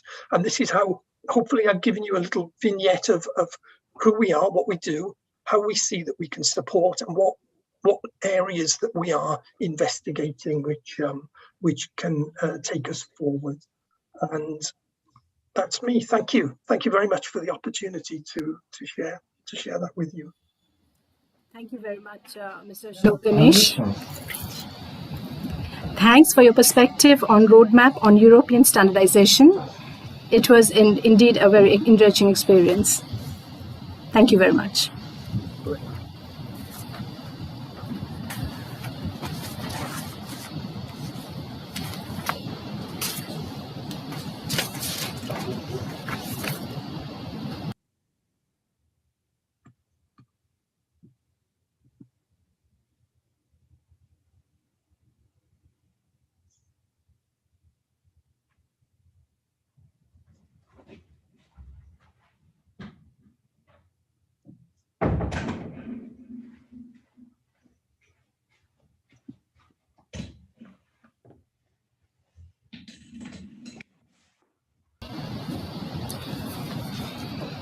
Well, now we have a panel discussion on challenges and opportunities in AI product and services.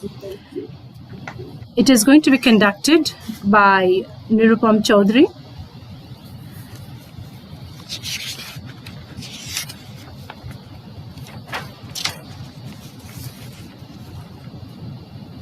Nirupam Chaudhary is Regional Director of NASSCOM Eastern Zone in India.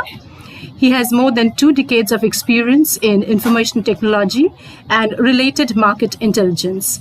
He has worked on a plethora of projects on new product ideas, business planning, go-to-market initiatives, and management development in companies like IDC, TCS, AMI Partners, etc. He is personally enthusiastic about spreading the potential of Eastern India as IT destination in the country and helping emerging companies to grow in the region. He frequently participates in industry events in the Asia-Pacific region. He has done his BTech in Electronics and Instrumentation from Jadavpur University and PGDBA in Information Systems. Over to you, and please take the floor. Very good evening, good morning, and good afternoon to all our friends logged in from different parts of the world. It's really exciting and really, as Rajiv ji pointed out right at the beginning of the session, it's absolute pleasure to be part of this panel. And over the last few years, we have... sorry to interrupt. Can I please introduce the others in your panel as well, and then you can proceed from there? Thanks, Rashi. That would be good. I was hoping to do that. So I'll just pause, yeah. Thank you very much.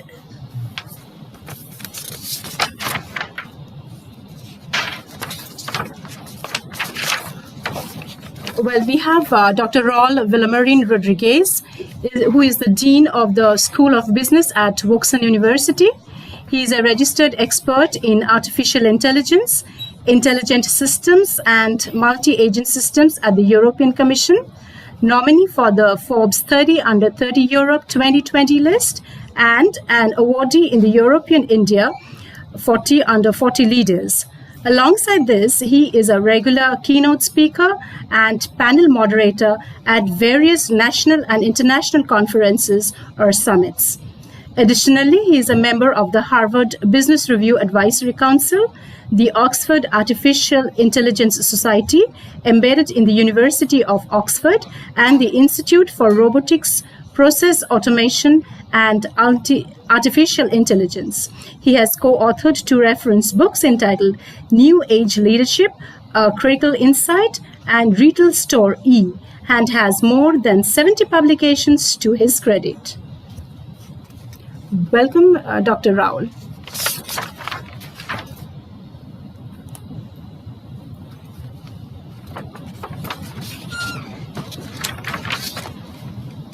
We have Mr. Shoykod Ghosh. Shoykod, having worked for more than 20 years in data consultancy roles with some of the world's biggest organizations like CTS and Capgemini, Shoykod has extensive experience in leading large implementations of analytics and master data management programs in retail manufacturing, distribution, and finance domains in places like Unilever, John Lewis, Kingfisher, ASOS, Barclays, DB, and BT.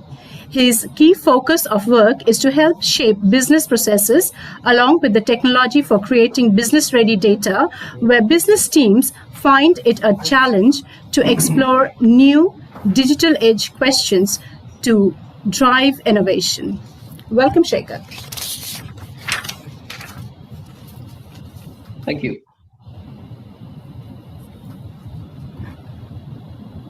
Shoma Banerjee has 18 years of experience in analytics, market research, and product management. Shoma is the director and co-founder at Business Brio, which specializes in analytics and data science, consulting and projects across the world, and holds multiple IPs and patents. She is also a director at Data Science Foundation. Earlier, she played key management roles, supporting multiple geographies for global majors like Nielsen, GE Capital, and Talisma Corporation.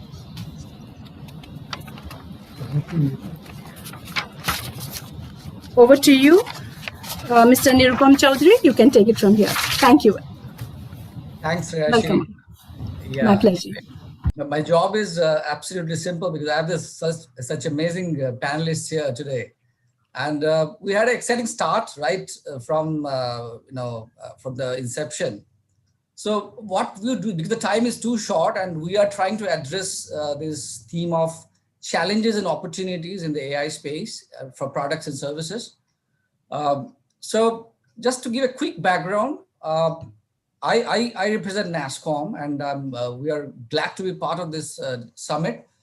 From NASSCOM, we are absolutely pro, and we believe there's a huge potential for India to be AI destination. In fact, we are working pretty closely with MeitY. We also run in the background a portal for India AI. Many of you would have seen that. We try to highlight cases, be it state government-led cases, central government-led cases, as well as corporates who are trying to do some amazing works in this space. We try to highlight those and also run events and activities and to try to raise awareness in this space so that myths are busted and also more usability is established. That's our role. Quickly going into our panelists now. And of course, we touched upon some very interesting discussions as Barry, Ashok, and others have already done that. So jumping onto the panel right away to Dr. Rahul, Shoikat, and Shoma. Let me start with Dr. Rahul. Barry touched upon this area of trustworthy AI, right? While a lot of emphasis given to algorithms, tools, and computing platforms, we understand the criticality of transparency and explainability in AI, right? In fact, unless it was almost visible as a black box to users at times where the explainability is not done, unless AI can tell it's a cat, but that's not what the user would be convinced with. Rather, it had to explain that, okay, it's a cat because it has claws, it has a tail, and it has furs. So that's the way it is expected by common people. So would you want to throw some lights on how to explain this trustworthy and explainability factor? And of course, does it hamper the accuracy levels? Well, see, when it comes to artificial intelligence and data science, there is something very funny which people normally tend to wonder about, which is the aspect of ethics, privacy, transparency, explainability, trying to somehow compare AI or correlate AI with the human cognitive capabilities, which it cannot happen simply at the moment because, well, for one, we don't have the design kind of algorithms required for that, nor do we have the kind of hardware necessary for the same.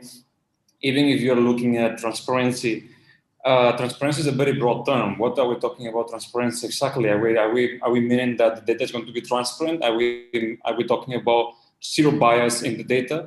That means as well that the algorithm is not going to have any data in the initial inception algorithm. And how can we actually develop explainability on that regard?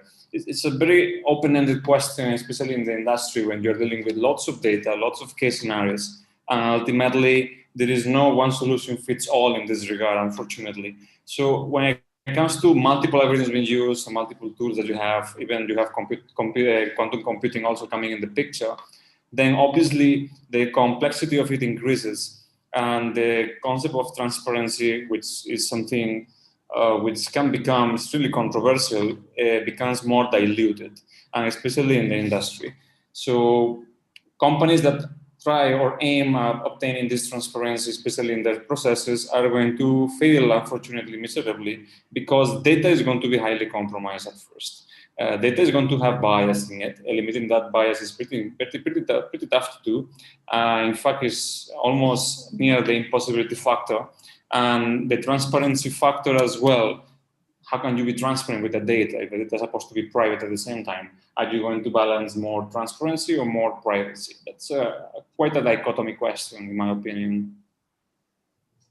Okay, we'll come back to you, Rahul. But of course, for end users, for convincing factor as well as for business, we understand that this factor is really influencing a lot of decisions. Going to Shoma now.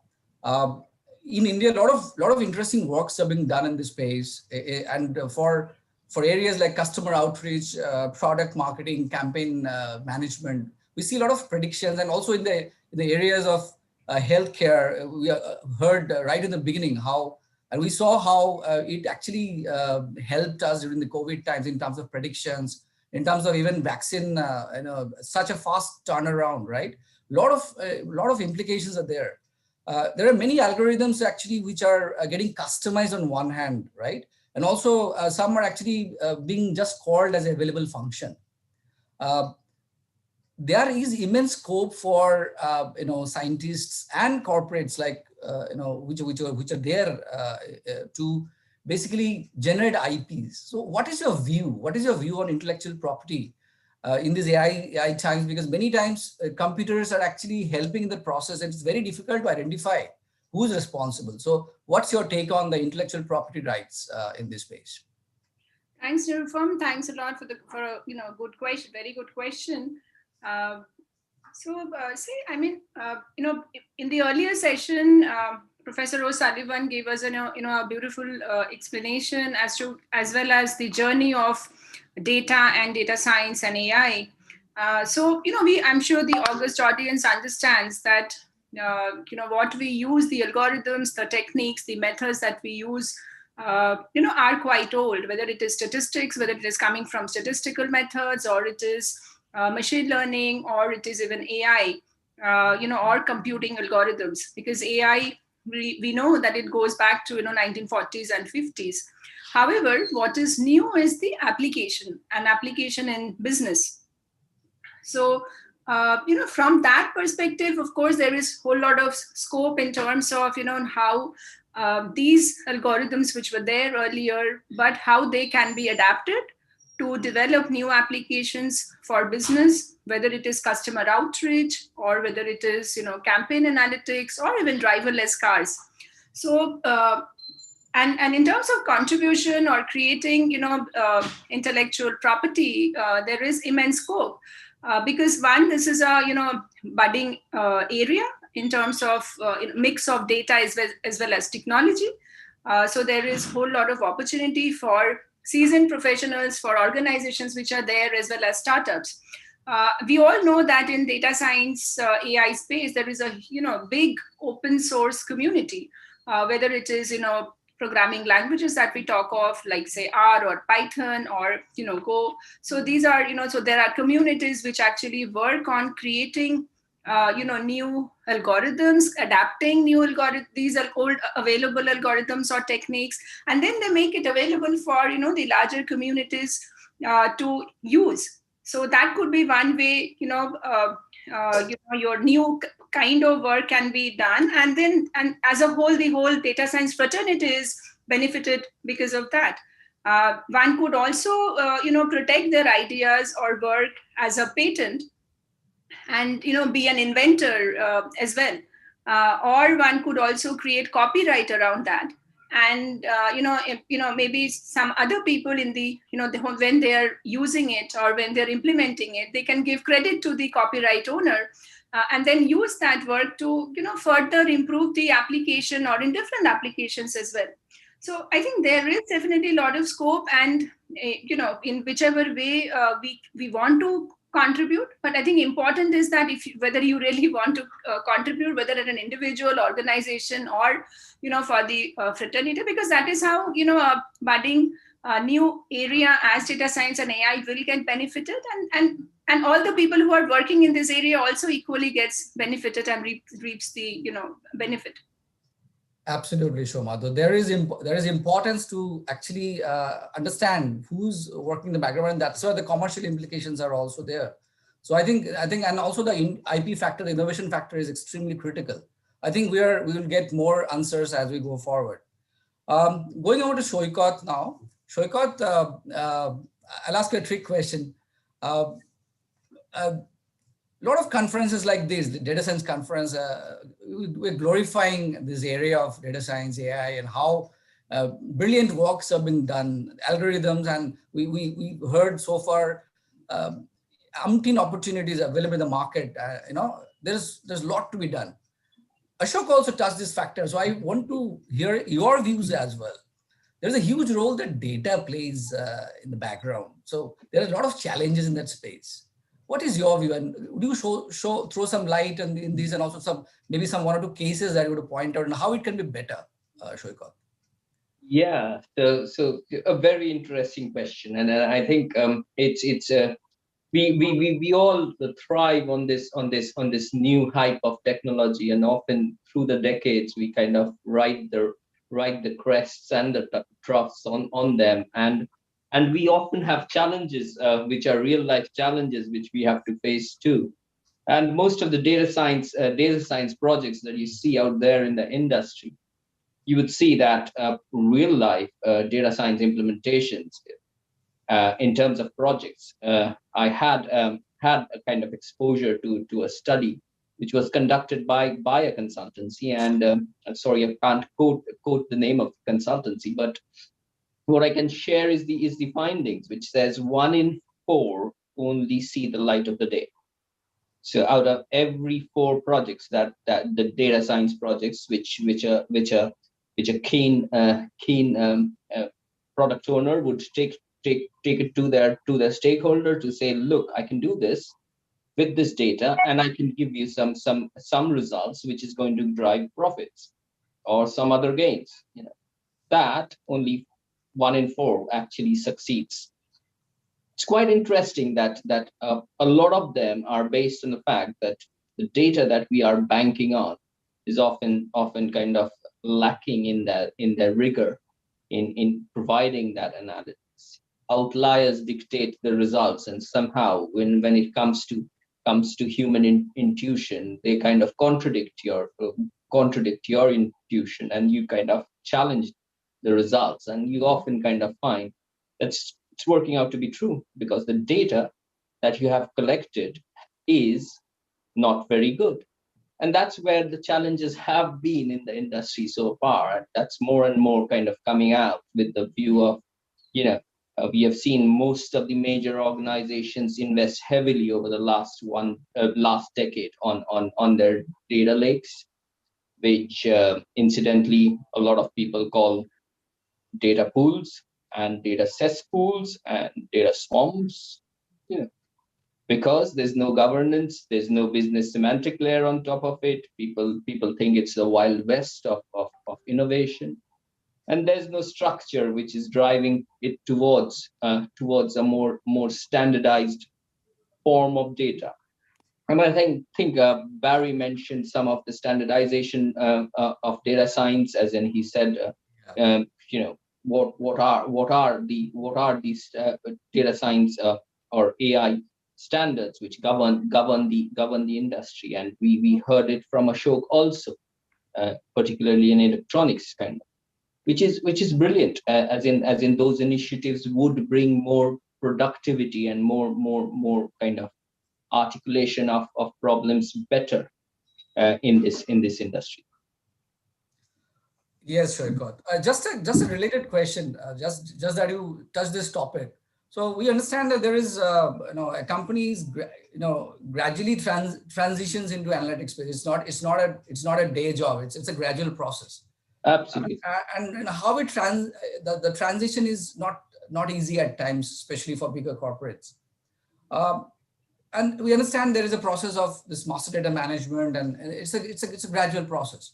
So does it have to be in a strict sequence, like AI post this, or any parallel run is also possible, Shoykot? What do you think? I think, the moment you use the word master data management, and now people use modern data management also as a term, we kind of are in the realms of structured data in which enterprises struggle to get real, good quality data. And that has been a challenge throughout in the enterprise, as in, your legacy systems have often collected data without the validations or the scruples of keeping data clean and honest, and has risen to this whole industry of data governance that has come out of it. And they actually are enablers to proper data science work, as in, unless you have governed data, unless you have data which is cleaner, which makes things easier for people who are wanting to kind of find some enablers for decision. is key. And as going back to your question, as in, yes, it is important that we have master data kind of right before we start on this journey of data science. But again, I think getting your master data right is a long-term project. So I would say it needs to go hand in hand. You need to kind of start up this journey, probably with master data, but kind of bring along data science also to enable master data to be better. Absolutely. Going over to Raul, see, not only AI is actually helping the corporates, but day-to-day lives, we are, every day it is touching each of one of us individually, right? You think about Amazon shipping products to you even before you order them. I mean, such is the level of prediction. You see Netflix giving suggestions to you when you are logging in. Maybe even the time of the day or the time of the time frame is also very important. I mean, this is the level of detailing which they have gone into, and your even personal lives, how you spend your day, what time you're logging in, who are the other people who are actually associated with you, your family members who are logging into OTT platforms, etc. So, Dr. Raul, I wanted to understand from you some cases where we see that. Of course, we are cognizant of the factor of privacy, but how is AI touching daily lives, and what's the future next 1 or 2 years? How would you see it mature more and help us better in areas like healthcare, in everyday areas? To keep it very diplomatic and frankly, the future is quite tough, to be very honest. It is tough not because of technological development or sub-development, but mainly because of mass-produced or maybe corporate-induced ignorance, which comes from the corporates mainly. And that happens because we are completely disregarding something very critical, which I highlight especially to students as well as corporates. It is the psychological factor. We are constantly stretching upon the algorithms. We are stretching upon the tools and, of course, the computer science background of it. But we are forgetting something which is so-called cognitive psychology here, which is the actual foundation of the AI scenario. When we forget this, what happens is that companies forget where the limits are and how far is too far. And when you go beyond those limits, you question something which we know as ethics. And then we start thinking, how can we embrace those ethics? How can we create digital ethics? And we keep coming across with new frameworks also on that regard. So the future is complex. If we talk about job loss due to automation, is definitely going to happen. It's already happening, and it will definitely happen more. It's an industrial revolution. What the problem I foresee is one will be what happens when deep learning tools, especially unsupervised learning, develops, we can say, new tools or sanction methods. If we talk about human resources, for example, if it develops new tools by itself and implements certain human factors where we have no control on, then the system technically goes wrong. And if it goes wrong, how can we keep it under control when we are actually creating it in the first place? And we are completely disregarding, even one of the panelists and one of the previous speakers talked about the factor of bias. We are completely disregarding cognitive biases and the factor of psychological contracts that we have as humans. We have psychological contracts. We are not embedding that into the system. Hence, the system disregards us completely. And ultimately, that originates even more bias, and obviously the quality of the data also drops. And ultimately, the quality of the output, which is the product. So the future is complex, is not as straightforward as Apple, Google, or Microsoft of the world want to portray it. It's much more complex than that, and is not so optimistic. I see it's a mix and match, 60-40 on that balance, where we have to really go on baby steps on this particular platform. Okay, Raul. Shoma, we understand the immense scopes, as you already mentioned, the areas of development as well as the IP factor you touched upon. I wanted to actually probe on another area because we understand when we talk to startups, emerging companies in the space, and even the established players, there is a dearth of good professionals. When I say good professionals, it doesn't mean that, of course, India is a base to, I think, the biggest base of data scientists and analytical band of people. But still we hear there is a constant requirement for the right kind of resources. What kind of steps industry is taking and companies like that of yours are taking to make sure the talent gap is bridged? From NASSCOM also, we're also cognizant of the fact we understand even the future job roles, many of them are from this area of data science, AI. And we're also constantly trying to work with industry to see how we can help better. So what's your view, Shoma, in terms of the skill factor and also the HR factor and how to source people who contribute more to brilliant projects? What's your view on that? Yeah, thanks for the question again, Nirupam. So I think the skill gap is there. So there are two, ways to address it. One is the people who are youngsters, when they are getting into the data science, AI area, how to skill them. So that is one, part of the, the talent. The other is that, the people who are already in jobs in different roles in the industry, how to upskill them. So that because they have understanding of the business, they understand the different functions. So how their domain understanding can be leveraged so that they can contribute more in the data science AI opportunities in the organization. So I think whatever initiatives that needs to be looked at has to be looked at keeping both sets of talent in mind. And, I know that, NASSCOM, METI, there are a lot of initiatives which are being run in India, and I'm sure, across the world as well. There are initiatives which are going on to upskill new talent as well as, lateral experienced people as well.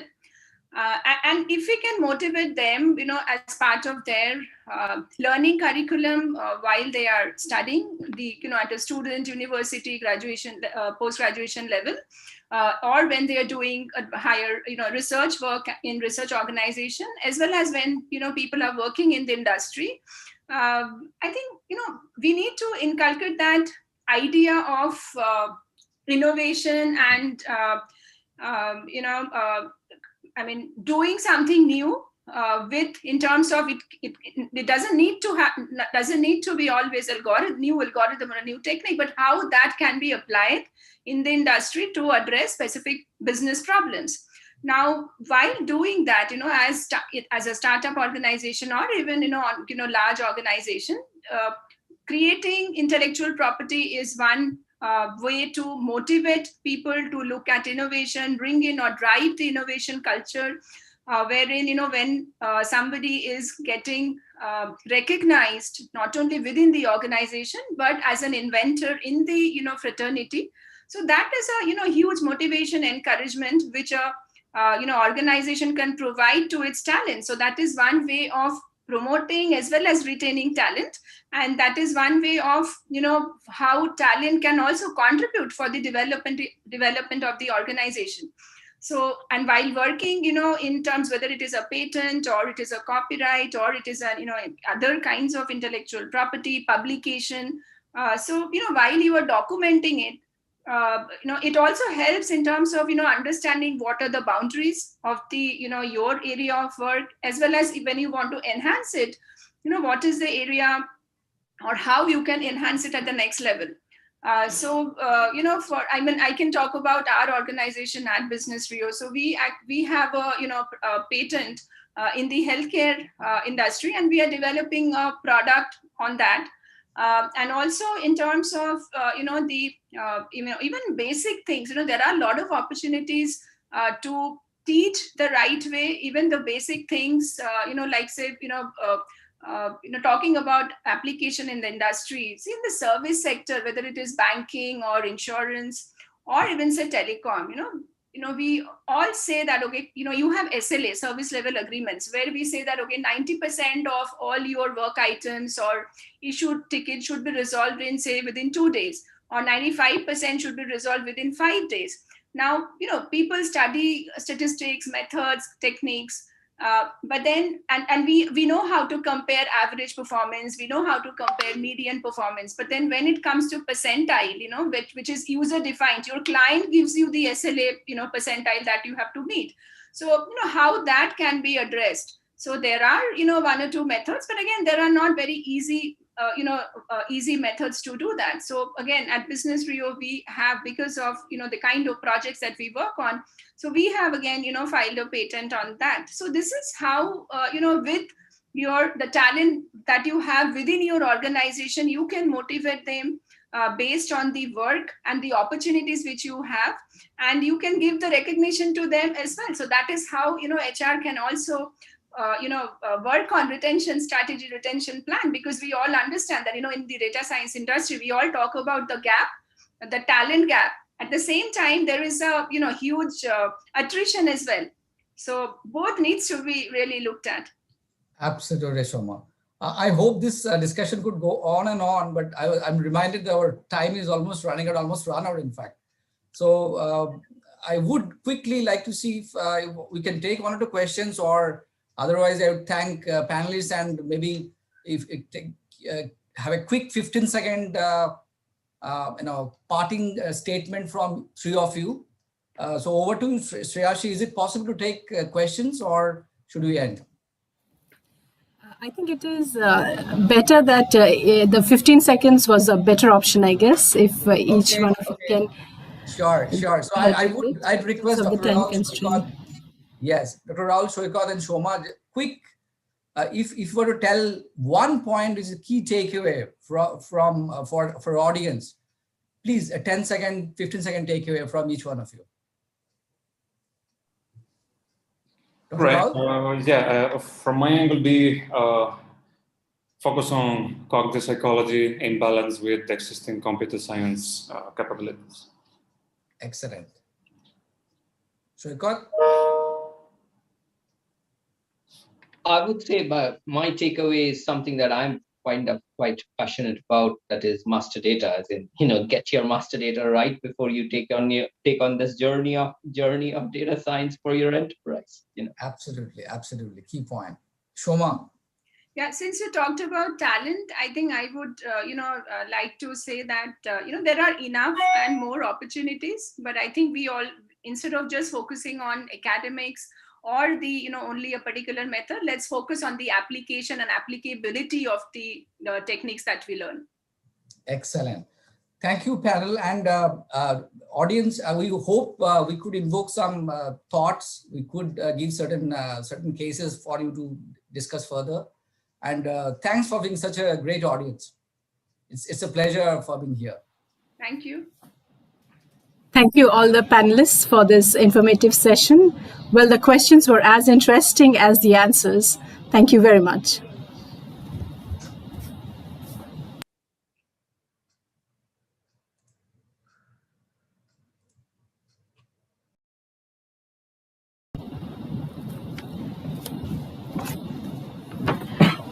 Next, it is my pleasure to introduce Rajit Bhattacharya. Rajit is the founder and Chief Executive Officer at Data Sutram, a location intelligence enterprise funded by the Indian Angel Network and Sanjay Mehta-led 100X VC.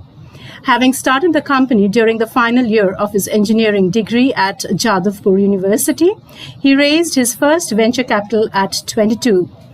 Rajit has been featured by Youth for Business, an initiative by US Consulate and Contact Base, as one of the top young entrepreneurs from Eastern India. Over to you, and please take the floor, Rajit.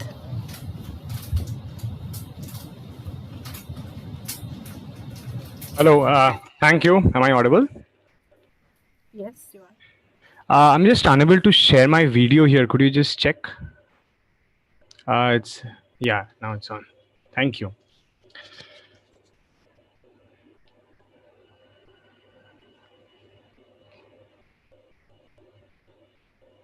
Hello?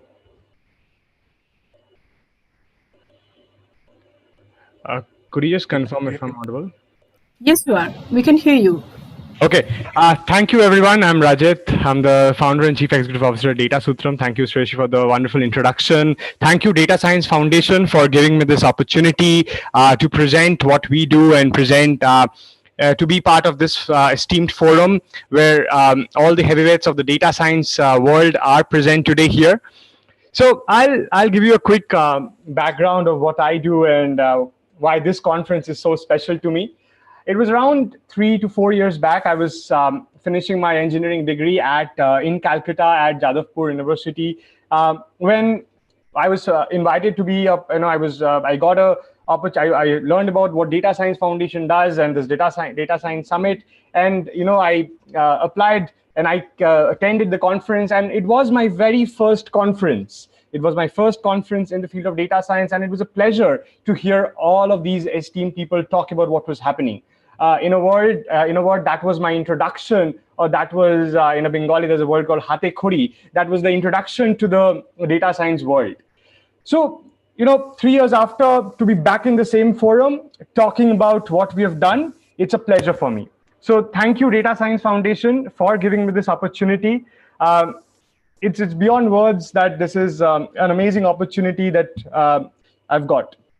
Coming to what we do, I think in the previous panel discussion, just before I started, it was great to hear people talk about the challenges of data. I think we started off as a company facing the problem of data. I mean, when I was in my second, third year, we grew up hearing about how data scientist is the sexiest job of the 21st century. But when we went forward and when we actually were trying to do data science as college kids, we realized that those Kaggle data sets that we used to work on were so different than the actual data sets. And I think that was one of the key learnings where we realized that, hey, all this machine learning and artificial intelligence and all these algorithms that we are learning, where are we going to apply them if there is no data? And I think that was one of the most fundamental problems that I encountered in this quest to become a data scientist. And that's when I realized that data scientist is a profession that only exists if there is data. And hence, three of us, me, Oishik, Ankit, two of my co-founders, we graduated out of Jadavpur and decided to create a data company. A company that simply focuses on creating data, that focuses on creating data that could be leveraged by the industry, by the enterprises, by the government to actually be able to deliver solutions. And that's where this journey started. It's actually interesting that, today, when we talked about IT, which was around a decade back, a decade or two back, when IT was, India was in the forefront of, exporting IT solutions to the world, there was, of course, there was TCS and Infosys of the world, but there were very few IT product companies in India. One of the reasons being that, honestly, there were very few companies who could actually match up to the international companies who were in this space. But the same did not exist when it came into data. Today, we have as many good data science companies emerging out of India as out of the world. And one of the reasons being, what is data? What is big data? Big data is a lot of chunk of data. It's enormous quantities of data.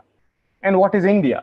India is the second largest populous country in the world. Hence, the country of data. The country where there is data at every corner, but it's not yet structured. It's not yet in a form that could be leveraged by the industry to build solutions.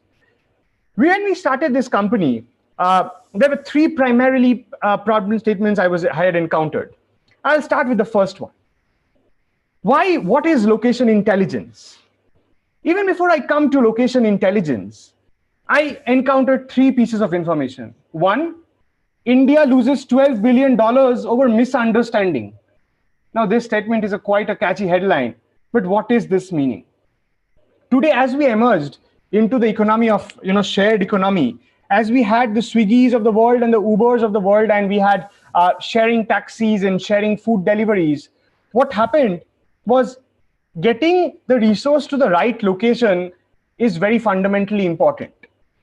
Now, till today, all these location companies who were decoding an address and converting it into a latitude and a longitude were international companies who did not quite understand India.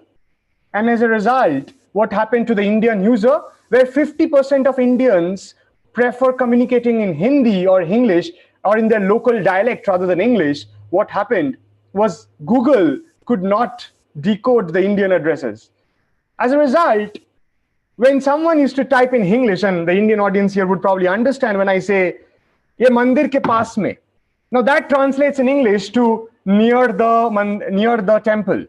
But Google could not understand that paas mein means near, right? I mean, of course, it did when Google set up its Indian team, but till a greater time, India lost $12 billion.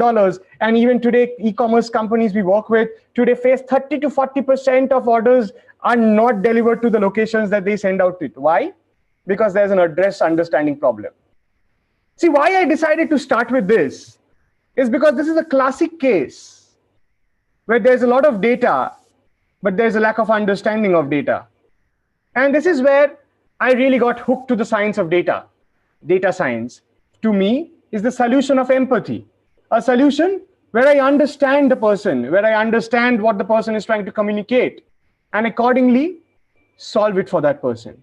And as a result, what happened is this became one of the starting points to our location intelligence company. Whereas using location intelligence, we were trying to understand that what did a human or what did an Indian person mean when they were referring to as a location. So a classic case of where data science came into.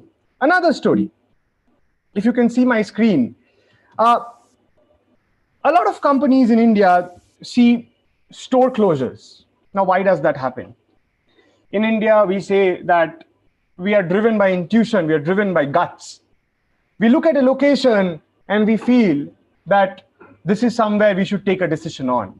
This is somewhere I should open a store. This is somewhere I should open up a charging station. This is somewhere I should invest. But I don't do the necessary recce in terms of understanding, should I take a decision on there? Now, it's not the fault of the Indian out there who says that it's based on intuition, that they're taking the decision based on intuition and guts. The reality is that the kind of structured quality data availability in the market is not there. And as a result, people are forced to take decisions based on intuition and guts. I'll come to the third point. And this is where I'll talk about the pandemic. When COVID started, a huge crisis hit India. A lot of these sanitizers, a lot of these masks were suddenly out of stock in all of these stores. And as a result, what happened is, I mean, you could blame panic buying, you could blame a lot of factors. But the truth is, the crisis of COVID actually is just because of a lack of data that could enable planning. Today, countries who have actually been able to counter COVID properly are countries who have that data in place. Countries who know where to open quarantine centers, where to open containment zones, where to have hospital beds. But in a country where there is no data, the immediate problem happened that there is nowhere to go. As a result of which, a lot of companies who were actually in the forefront of delivering those medicines, delivering sanitizers, delivering masks, could not understand how to plan their inventory because suddenly their regular channel were disrupted. Now, why I wanted to start off with these three examples was I wanted to tell you that without data, a lot of our important decisions that we take in our day-to-day life, be it an opening store, be it an investment in location, be it a simple medicine that is available in a nearby shop, or even ordering our food or ordering our cab sitting at home. Everything involves one aspect, and that is location, location, location. And until and unless we get the data of that location correct, we can't move towards the economy that is today's shared economy or location-driven economy. As a result of which, a beautiful example I'll start off with is the iceberg philosophy. It's very close to my heart, where just like Titanic could not see the iceberg, today what's happening is businesses are not being able to see what lies in front of them because they do not have the data behind it. data science as a field only exists when there is data. And as a result, I, my team, and this entire company started on the context of creating this data for India, for the world. Now, when we started and when we went forward and when we tried working on this, what we came up with was an interesting story. We actually tried to map this data. We took in multiple sources of data. We worked with satellites. We worked with mobile device data. We worked with the government data. Now, again, what happened was something that was talked about in the last panel discussion as well. Cleaning of data, which is a must. And as a result, again, a lot of the efforts and a lot of the tools that we built as a part of Data Sutram was revolving around the fact that, hey, how can I take data that is jargon and actually take it to create data that is valuable? Why I'm focusing on this is because today, when I talk to a lot of my juniors, a lot of my peers, a lot of my seniors, who are all thrilled by data science, I want to go back and tell them that, hey, data science is fancy, but what's really important is creating quality data. Statistics, interpretation, machine learning only comes in when you have the right data. And I think a lot of modeling and a lot of number crunching today is required in this field of creating data. And that is where I would want to draw the attention of the data science community today. I would want the data science community to focus on creating valuable data that can be interpreted. Today, truth is that we are afraid of data. I like to take a small example and try to explain what I'm talking about. Steve Jobs, when he started Apple, one of my people I look up to very strongly. When Steve Jobs launched his Mac, first Macintosh computer, there was a huge delay in that launch of the Macintosh computer. Now, the product manager came up to Steve Jobs and said, hey, why are you delaying it? Everything is ready. Just one small feature is not working. We can ignore that and we can move forward.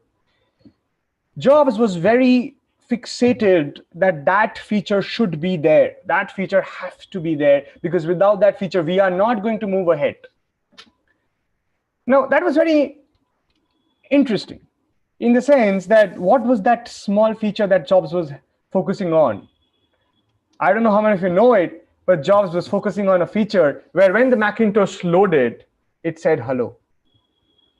Now, why was this important? This was important because at that time, computers were something that was considered scary to people.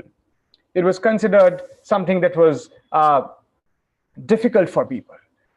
The regular people was not using personal computers at that time. But when a machine started and said hello to you, you actually feel like you're close to that machine.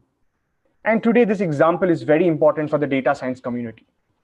There's a huge problem in adoption of data science in a country like India, in a country in the Middle East, in the Asia Pacific. One of the reasons being that today there is a fear of data. There is a fear about data. People do not know what this artificial intelligence algorithms will going to throw up. People do not know how data could be leveraged. And as a result, today we need that data to say hello to that person, because it's only then will they trust that data and want to work with that data. And this is very important, that we break up this entire elitism that is, or this difficulty that is related with data science. And I thank Data Science Foundation for creating opportunities like this, where everyone can know what data is and can learn what data is and can understand what data is and can leverage it. Moving on, I'll go a bit into location data and location-based analytics. I started with why location data and why I delved into this journey of location data. Moving forward, I'll talk about some of our stories and what we did. We worked across banking, financial sector, retail, healthcare, pharma, and I'm going to talk today about some of our experiences with working with data here. I'll start off with retail. We were working with a company who used to actually have people go out there and open stores.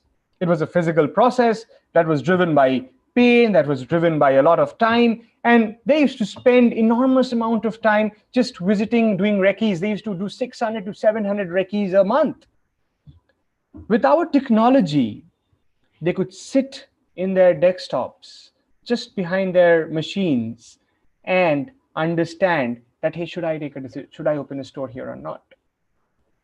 Now, what was happening here?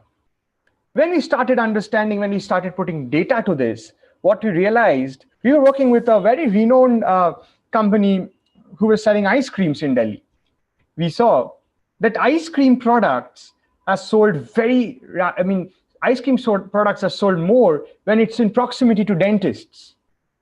Now that you think of it, it seems like an obvious factor, but it was honestly a correlation score that came out and said that dentist proximity to ice cream stores were impacting the sales of ice cream products there. Now, these are the correlations. This is what correlation means. So after that, when I explain correlation to someone, what I refer to is, this is how ice cream products are sold. And, the company is a 200-year-old company.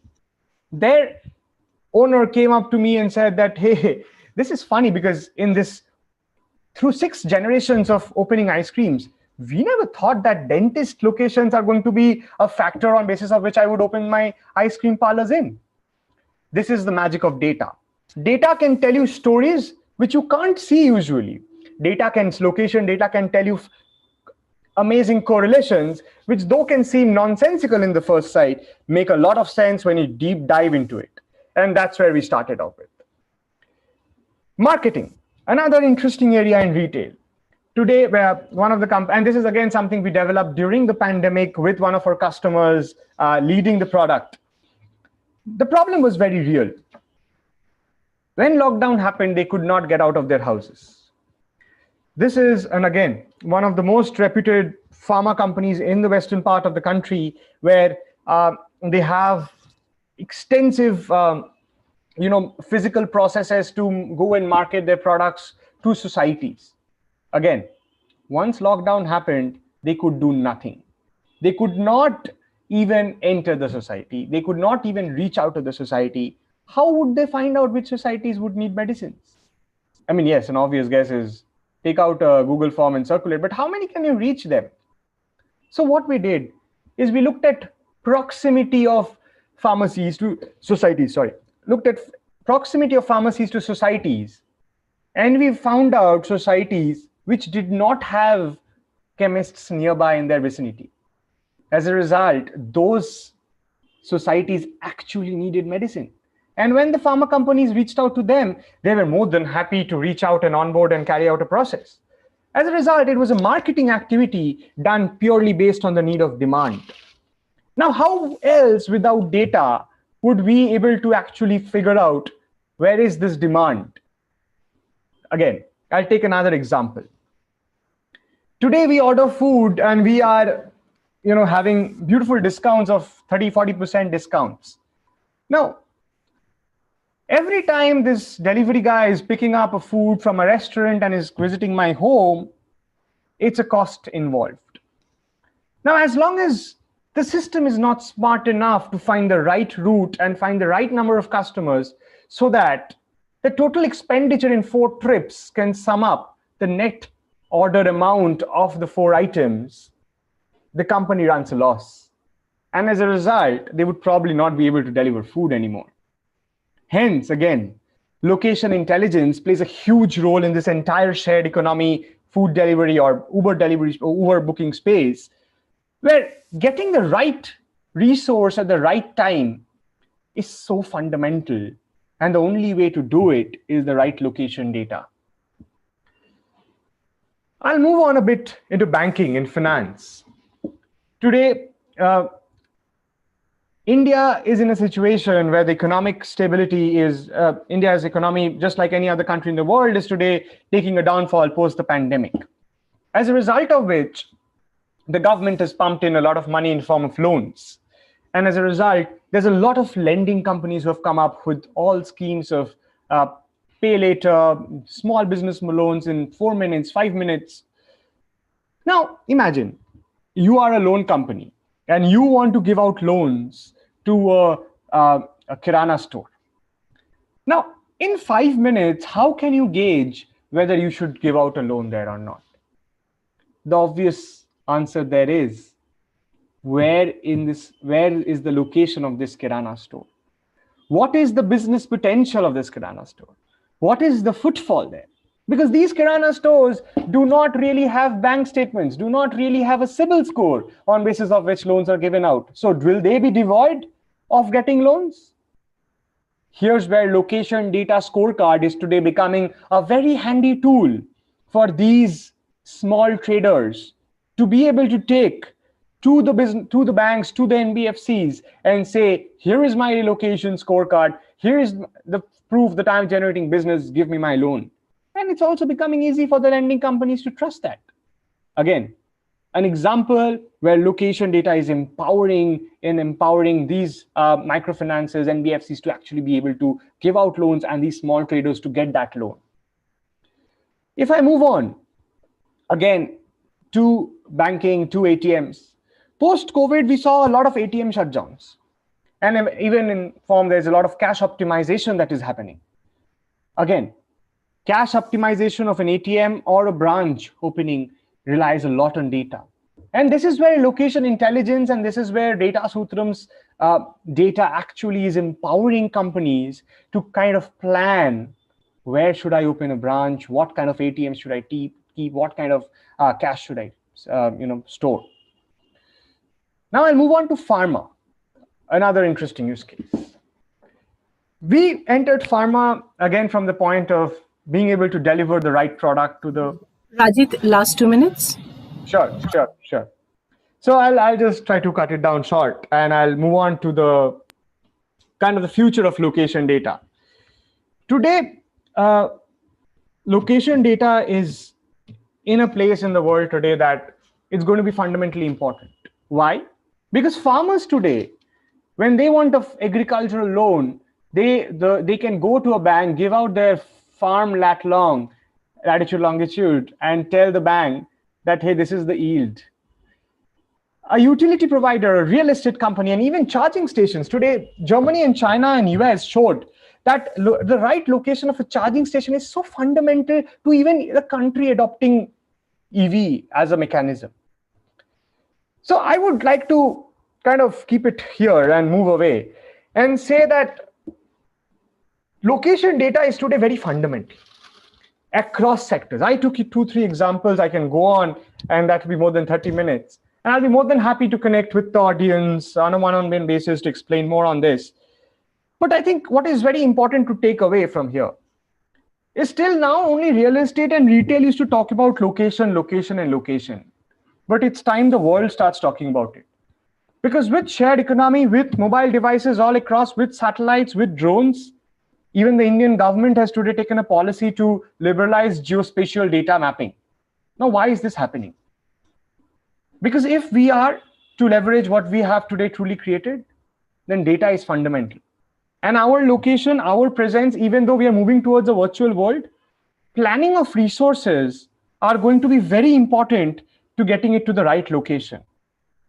And that's where I feel location-based services has a huge prospect. The US, the Europe is already seeing a rise in the adoption. India is seeing a rise. And soon enough, the world will need to depend on location data. So my take to the data science community today from the Data Science Foundation platform is that data science is important, but start focusing on data, focusing on collecting quality data that enterprises could work on. Today, we need the more on-street models of collecting data. We need to monetize data. We need to have opportunities, engagement models through which data collection will become easier and easier to monetize. And only then will the world be incentivized to focus and create good quality data. Imagine as a user today, we have around, let's say 500 participants zoomed into the Zoom, connected to the Zoom platform. Imagine if all of you could monetize the data you're connecting. Imagine the power you today would have. And imagine then the problem of solving data on the enterprise's end would also be solved. So I would leave with that thought.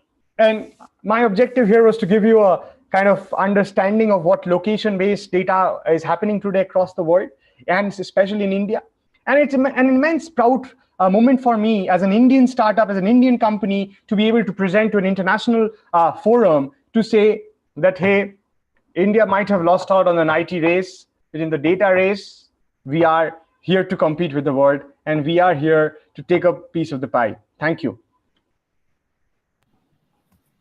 Thank you very much for your informative case studies and perspectives, Rajit. It was a pleasure having you. Thank you. Thank you.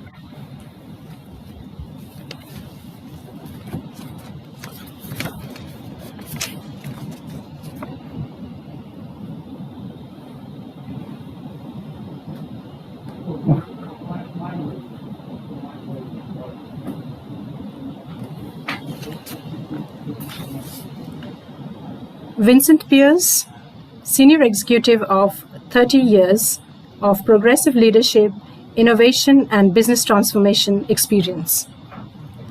Vince has successfully led strategy and transformation for 3 companies on 2 continents over the last 10 years as a member of the executive team applying business excellence, lean design, agile, innovation, and behavioral science to drive digital transformation, customer experience, and performance excellence across the end-to-end business value chain.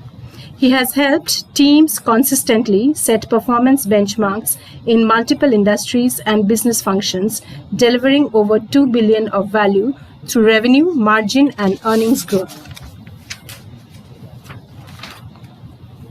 Vince is currently CXO of Level 1, a business transformation challenger consulting firm, helping visionary executives and their teams apply the principles and practices of innovation and performance excellence to realize compelling future visions, deliver transformational outcomes, and achieve extraordinary business results.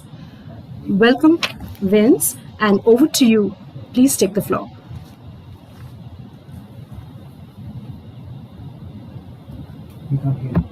We can't hear you, Vince. All right, how about now? Yeah, it's fine. Thank you. Okay, great. Listen, thank you. Thank you for having me today, and thank you to the Data Science Foundation for hosting this conference. It's humbling to be part of such an esteemed speaker lineup and panel group. I've listened to the last several speakers, and I've taken quite a few notes of my own. So a lot of good information being presented today. I'm going to come at this from a bit of a different angle here this evening, and that is, how we talk about perhaps relocating the front end of the funnel, where we identify opportunities and ideate as a way to increase the value we create in organizations by connecting data to the customer experience. So let me frame the challenge here just a bit. McKinsey did a global study recently that reported 86% of those surveyed. And from what I could tell, this was more of a business-oriented survey than a technology-oriented survey in terms of the people that were surveyed. But 86% reported their organizations are only somewhat effective in meeting the primary objective of their data and analytics programs, while 25% just flat out said they were ineffective. Forrester reports that 29% of data architects say their organizations are good at translating analytics into measurable business outcomes. Only 29%. One of the panelists earlier said only 1 in 4 data-related initiatives actually succeed. So the question that I posed and wanted to frame this talk around was, how might organizations and teams working within those organizations create greater, tangible, quantified business value through data-driven customer experiences? especially, and I want to focus on this last mile of operationalizing data at the point of action or at the point of impact. And, you know, when we think about that question, right, how do we operationalize data at the point of impact to create business value in the context of elevating customer experiences? You know, there are 5 strategic actions, one of which I'm not going to focus on in this talk, and that's the one at the very bottom, which is around actually leveraging the data ecosystem that exists in the organization. And I assume there's a process and a methodology that's followed, along with data standards, data governance, and master data management, as previously mentioned. But that's really the work of what I call the behind the scenes team. So, you know, a lot of those initiatives are technology driven and should be technology driven by the CIO or the chief technology officer. What I'm talking about, though, is not the data ecosystem that enables or underpins the ability to create business value. I'm talking about moving to the front end of the funnel.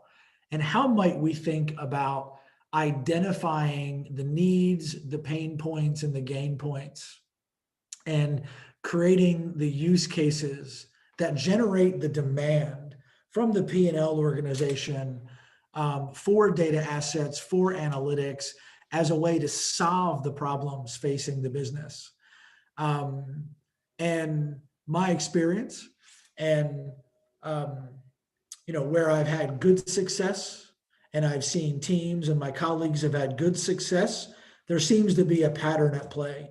And where we've struggled, it's been the opposite of these things, right? So these are not necessarily linear actions, but I'll take them stepwise. You know, the first in the list, and these are iterative, right, is defining a desired quantified business outcome for the customer experience journey that is associated with the target product or service, right?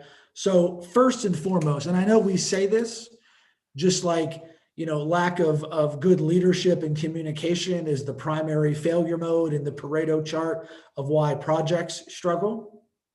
Likewise, one of the common challenges, but something we all understand, is the need to begin any endeavor, you know, business endeavor, to create value for the customer and benefit for the business in that mutual sort of win-win scenario needs to begin with a targeted outcome, a quantified outcome, right? So, you know, that's a necessary condition that unfortunately is not always present. And when you examine why 75% of organizations, based on the previously shared statistic of 1 in 4, that means, you know, 3 in 4 don't succeed. I would argue that many of them probably didn't have a clear and compelling business objective that set the context for that data effort. Second, which may be first, maybe third, but another strategic action in the mix is a cross-functional, multidisciplinary team, you know, representing all business activities and processes underpinning the customer journey. This needs to include data specialists. And I say specialists because it's not always a data science that's needed. And there are a lot of other roles in the space of data and analytics. Many of them sit within a team that has a responsibility for data, typically within a technology organization, but many of them don't. And I know many organizations, big corporates, are on a quest to democratize data and spinning up analytic platforms and visualization platforms that are available and should be available to the individuals and the teams working, you know, out in the organization, making decisions, right? So whichever team is assembled, and it should be a cross-functional, multidisciplinary team, and I'll talk about why in a few minutes, a data specialist needs to be included, right? Or at a minimum, have an interface into the team of people that manage the deployment of data assets. There's got to be some kind of demand supply interface. And I say demand supply as opposed to supply and demand because demand should come first, right? We're talking about how to generate pull from the business. The next thing, which in my opinion is one of the biggest levers to driving a disproportionate response and value from the efforts, is to actually map and visualize data points and data flows throughout the customer journey and the service blueprint that we're targeting to improve to drive the business value. And fourth, and again, these are coexistent, iterative, self-reinforcing, strategic actions here, but define and prioritize the use cases for opportunities to create business value through data-driven experience, right? So I want to talk about these points in series, and I want to start with, desired outcomes. You can think about outcomes in two ways, and this is how we at Level 1 think about outcomes. And I did a lot of work with the customer outcome side of this with the Chief Customer Officer of the second largest bank in Australia the last 3 or 4 years. And this Chief Customer Officer was the former Chief Customer Officer of Walt Disney World. So very oriented to understanding and meeting the expressed and unexpressed needs of customers. And he and I, as part of a team of broader individuals, one of the first steps that we took was to define a customer experience strategy that clearly articulated, I think there were 37 ultimate individual points that defined the customer outcomes that all business leaders, all service designers, all UX designers, all data specialists, all product managers, all agile developers working together were supposed to keep in the forefront of their mind, right? So their business objectives, their operating objectives were in the context of these customer experience outcomes. I've since changed the framework from the bank, and now I use this with clients at Level 1, and the individual outcomes vary by organization because that should be tied to purpose and strategy and in the context of industry and those customer segments. But for example, the framework that I like to use, and I like to keep things very simple, right? As a customer, from a customer perspective, know me, help me, and empower me. And empower me simply means help me, help myself in the context of the product and the service that you're offering as a business. A couple of simple examples there under know me. And again, this is in a banking context, for example, but applies universally and can be reframed to apply to any organization. I am greeted by name and my identity is easily confirmed. I don't have to repeat myself when interacting on the same issue. Under help me, I receive relevant and personalized notifications. These can be alerts, these can be offers, these can be action triggers, right? But they're relevant, which also means they're timely, right? They're contextualized, they're often in context, and they're personalized, meaning they're based on where I've been, what I've done, and where I'm going. Okay? And finally, under help me, if activities are not instant, and many of them are, especially as we apply technology to automate, but many activities are not instant. It requires a backstage process to be performed. Right? So if my activities are not instant, I can track my progress while I'm waiting, right? I can see where the car is on its way to pick me up. I can track based on that location data, right? I can track where my delivery is and how many stops away it might be, or where my food is, right? So I can track my process. Where's my application for that loan that's in the process, right? Under Empower Me, help me help myself, right? I can choose to start in one place or channel and pick up that activity and finish in another. And perhaps I can do everything without paper, because in the context of that business and that industry, you know, that's a target outcome that's important to customers from a sustainability perspective, right?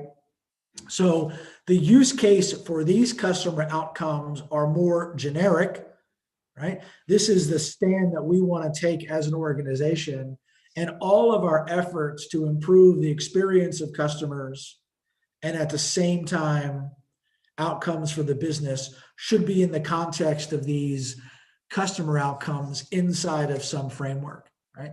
And then I move to the right.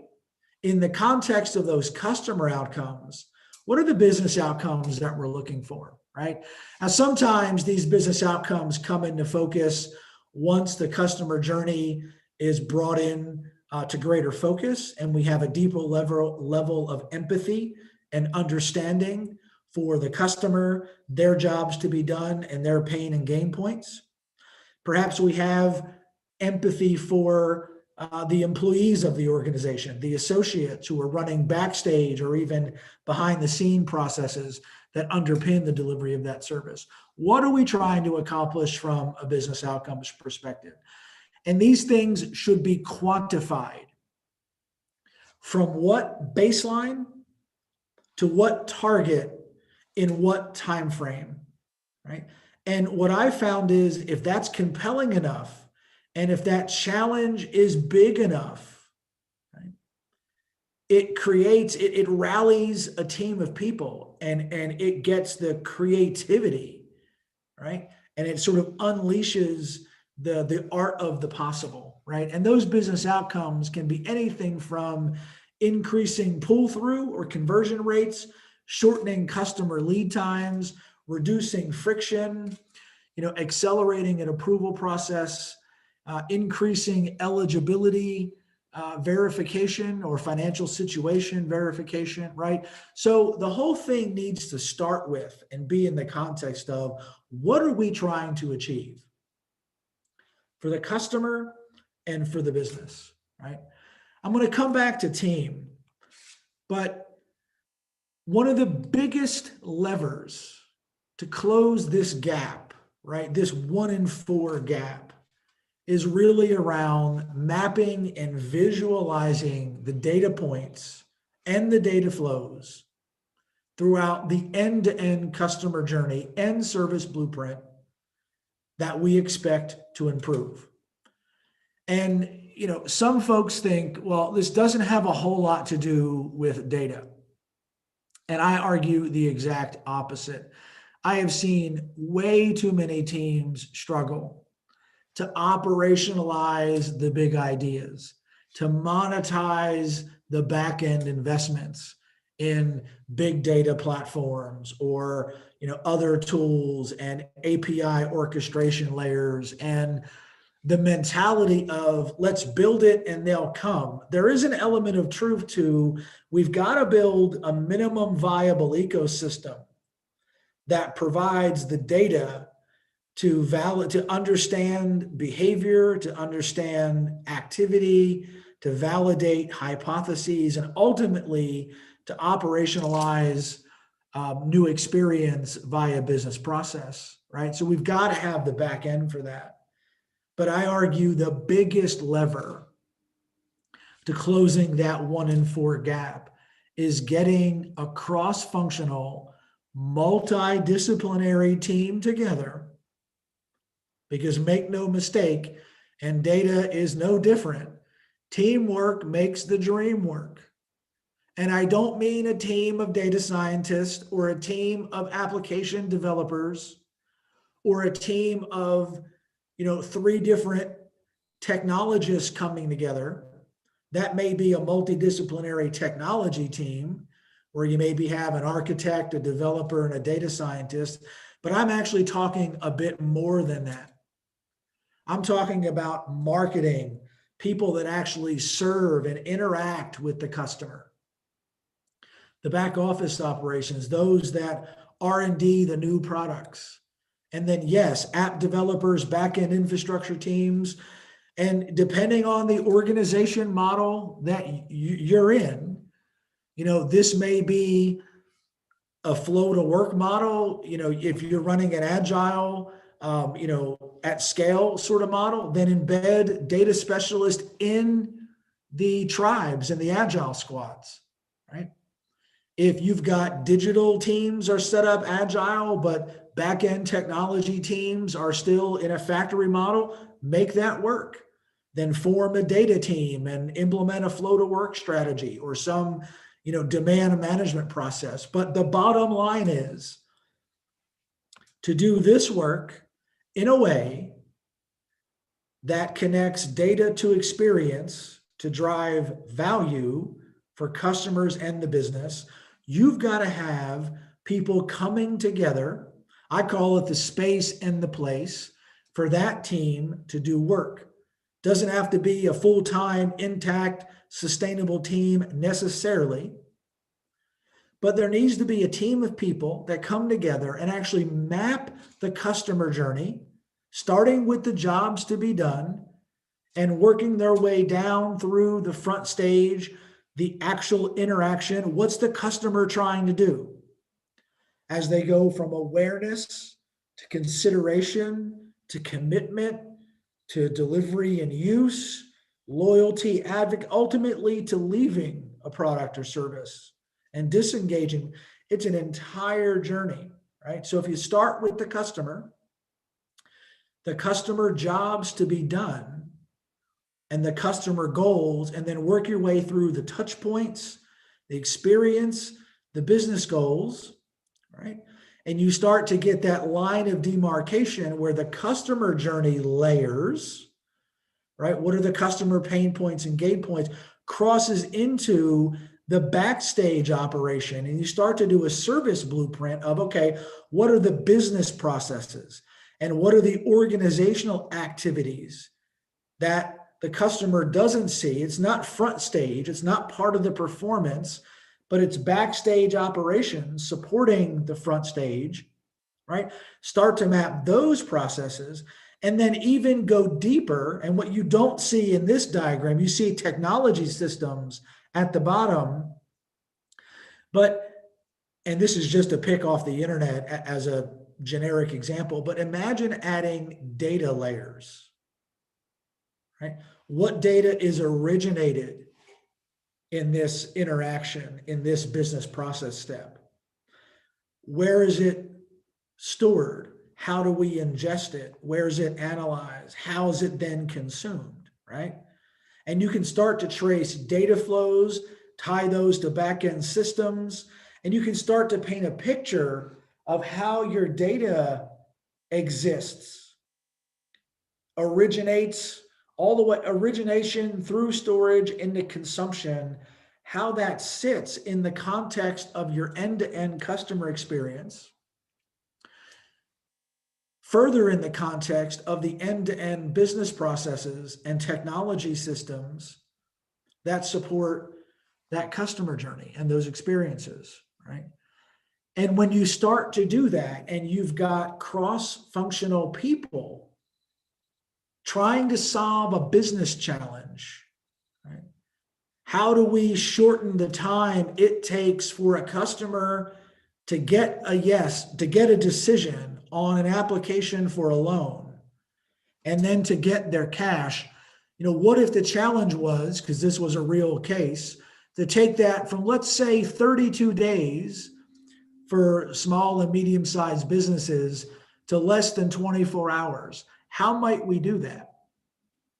So as we look at the interactions, the business processes, and all of the other relevant layers of our organizational blueprint, and we bring data into focus, what I've seen time and time again in well over a dozen organizations is the level of innovation and creativity and curiosity. Well, what if we had this? Well, what if we knew that?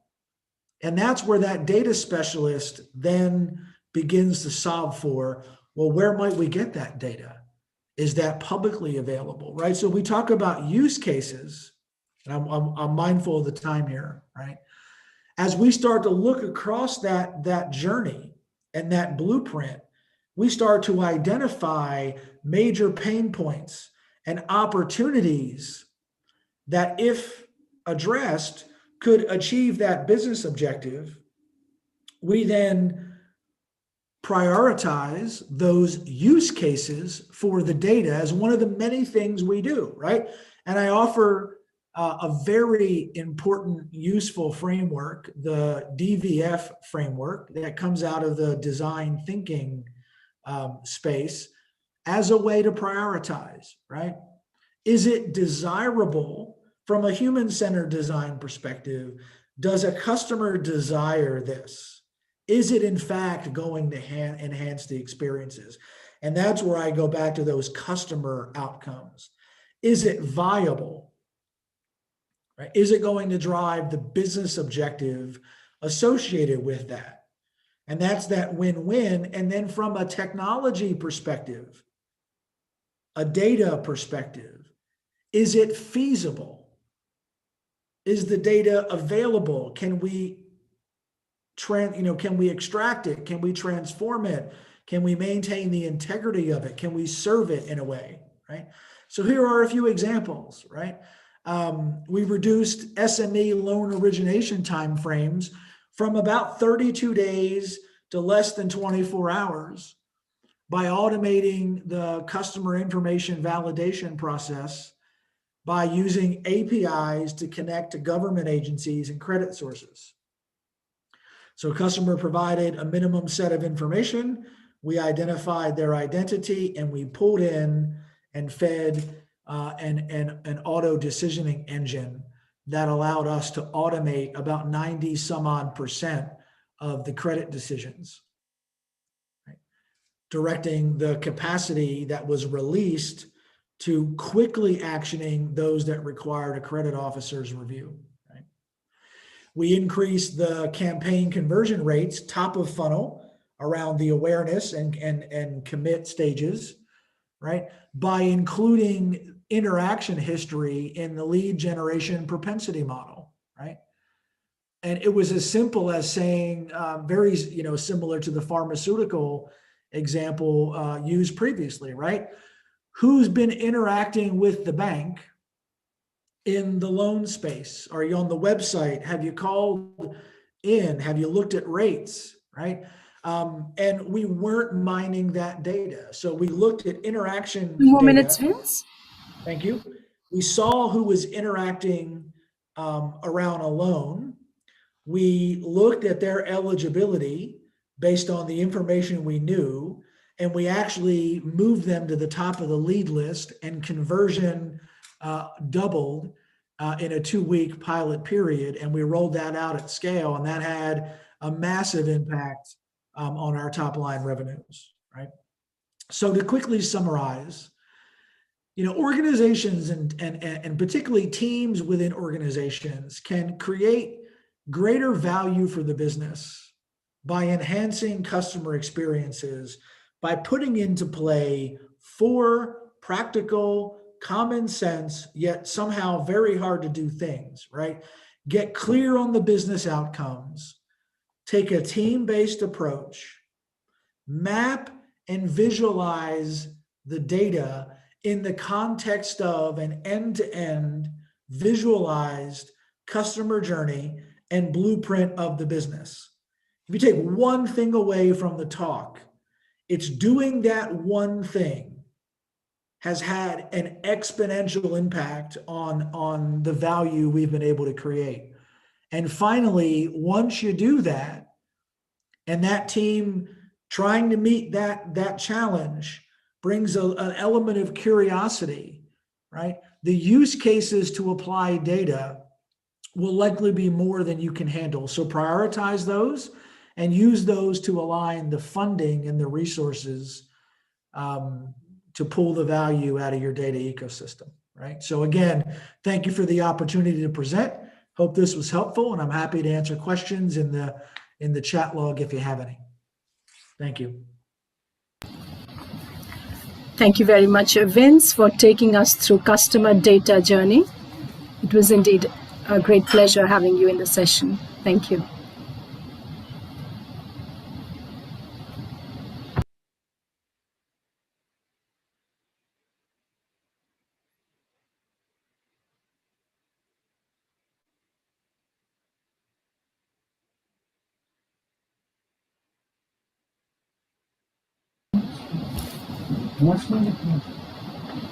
Welcome back to the session, Ray.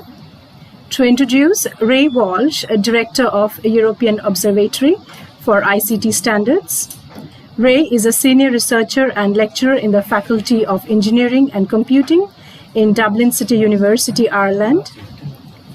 He began his career in industry as a software engineer with LM Ericsson and Siemens, joining the lecturing staff in the School of Computing, DCU, in 1995. He delivers AI, IoT, and data governance modules in undergraduate, master's, and PhD programs, and is chair of the Graduate Diploma in Web Technologies degree. Ray is chair of Big Data Value Association Standards Task Force, chair of Network Development at Gender Responsive Standards at the United Nations Economic Committee for Europe, chair of the External Advisory Board of Horizon 2020 Project Stand ICT.eu, research partner in Stand ICT 2023.eu, and co-lead on Elite S Fellowship Program for Emerging Technologies Standardization. Ray has been a digital leader with World Economic Forum since 2016 and was appointed to the IEE European Public Policy Committee on ICT in 2019 and is currently the AIWG lead for IEEE EPPC. Ray was also appointed in 2020 to the OECD Network of Experts. Ray is the Executive Director of DSF International, based out of Dublin. Over to you, Ray. Thanks, Shreyashi. Just trying to share my screen. Hopefully it'll come up this time. Yes, it should. I think it has. It has. Just to try and get into presenter mode rather than in... I'll just check with that. Yes. Yes, it has.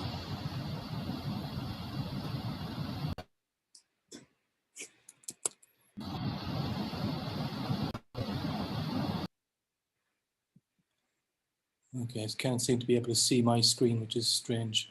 Anyway, hopefully I'll be able to go from... Ray, we can see your screen. Okay, excellent. Okay, just want to see if it... okay, I see it there myself. So I have AI needs help. I'm just going to put it into, see if I can get it in presenter mode to see if this works this time.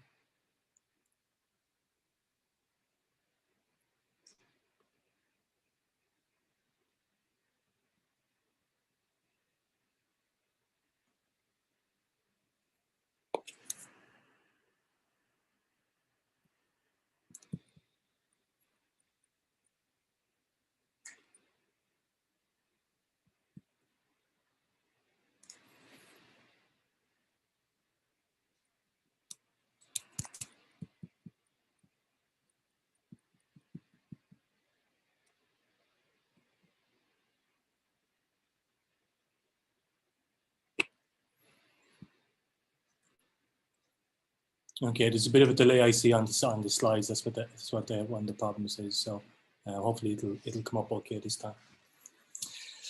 So thanks very much for the introduction, Shreyashi, and we have hopefully the correct set of slides up here now. And just to briefly introduce the concept of AI and the fact that AI needs help. Okay, AI and data governance and governments themselves, they need strategy and direction, and it's something that we need to focus on a lot to try and come up with better mechanisms to guide the AI development and the AI strategies and policies going forward.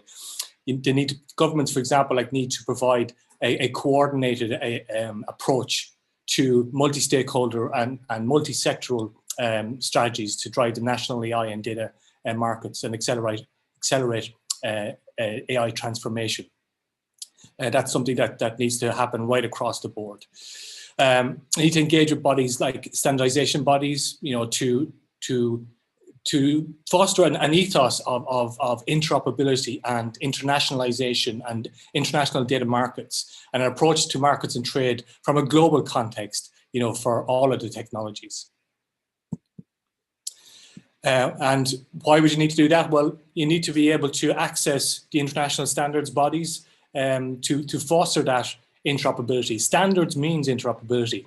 So we need to reach out to the likes of ISO and IEC, the JTC1s of the world, IEEE, ETSI, CENLEC, OMG, W3C, all of those, to try and come up with better solutions for our international economies, our international trade across transnational borders. And we need to educate people about AI, the benefits to business, about how it impacts on health and manufacturing, the environment, and plan for the future to identify synergies in between not just the verticals, but the horizontal technologies, like synergies with IoT, edge and fog, with blockchain technology, and to generate the next generation of experts in the field as well, so that we can benefit from their expertise. Okay, so societal impact of AI. It's extraordinary.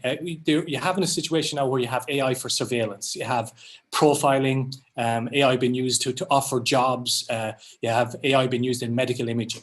So where the citizen is affected, we need to have strong regulations and legislation even to maintain ethical use of AI and data. We need to remove bias from AI applications, from AI systems and processes and technologies and tools. And most importantly, we need to build trust. With trust comes the acceleration of AI adoption. Government services need to go online, provide public access to public data. Services from multinational companies and SMEs and startups needs to be accelerated. As I said, you need to look at the parallel synergies that may apply between 5G and IoT and blockchains, the verticals, as well as that. So look at the vertical industries like agriculture and manufacturing and automotive and finance. And look at government support, like the funding and grants are required to support wide-scale digital transformation. Need controls over the adoption pipeline. Need to maintain trust all the way through this process. And coordination at national, at EU and international standards levels is important to meet this aim. Smart is everywhere. So we've got smart cars, smart cities, smart health, e-health, smart medicine. It's feeding the acceleration and adoption as we use smartphones, social media, web services, all the time. This means that the data that is circulating the globe needs to be secure. It needs to be private. It needs to be trustworthy. And the systems that act on the data must have AI and data governance built into them. You need oversight. You need to be able to avoid exposure of the citizens' data, and coming into the public domain. All citizen-facing services need to be built on security, privacy, ethics, and trust. AI education is another thing. You need to educate the world, right across the globe. We've got 117 countries participating here, and we all need to know more about what happens in AI. The AI evolution has now become an AI revolution. What's happening in industry and research and academia needs to be brought to the fore. We need more training and new types of training. It's not just training in universities or technology, higher education institutes or technological schools. industry needs to do its part when it comes to training as well. So new modes of training. Multi-skilled individuals are the new normal. Like, so you don't just have one deep expertise in one area. The polymath, where you have multiple expertise in multiple areas, is the norm. And that's going to become more and more important as these technologies like AI and big data and cloud start becoming more synergetic and more evolved, I suppose, is the best way of looking at it. Gender implications of AI is something we need to look at as well. AI may be required in supporting special needs. There's more women in STEM as well, like, you know, so the caring profession can be helped with remote monitoring from a health perspective. Working from home, it can be used using, for example, we're all online at the moment, like we're using Zoom, WebEx and YouTube and LinkedIn all the time. And there's tools available that can help to make that possible, to have remote education as well as remote working. So all of these things are on the horizon at the moment. And AI policy and strategies is something we need to look at as well. What we need is more infrastructure, built environment for networks, data communication, especially in developing countries. So we're all moving to the smart now. There's all smart availability, like so we say, of services and tools and technologies. It's been moved to the edge of the networks. So value is created now locally by ICT technologies, and they have trillions of devices being connected. Need to look at global processing needs in relation to them. Do we need high performance computing aspects to be part of this? Because of this, you know, and probably going to tens of trillions, like even in a very short space of time, because of this magnitude, we're getting a new version of scale. Scale is not what it used to be. Scale is going to be something new, and with the cross fertilization of the horizontals, like the 5Gs and the AIs and data and cloud, etc., then there's going to be a version of scale that we haven't seen before. We need to look at innovation centers to increase progression of research and development in AI.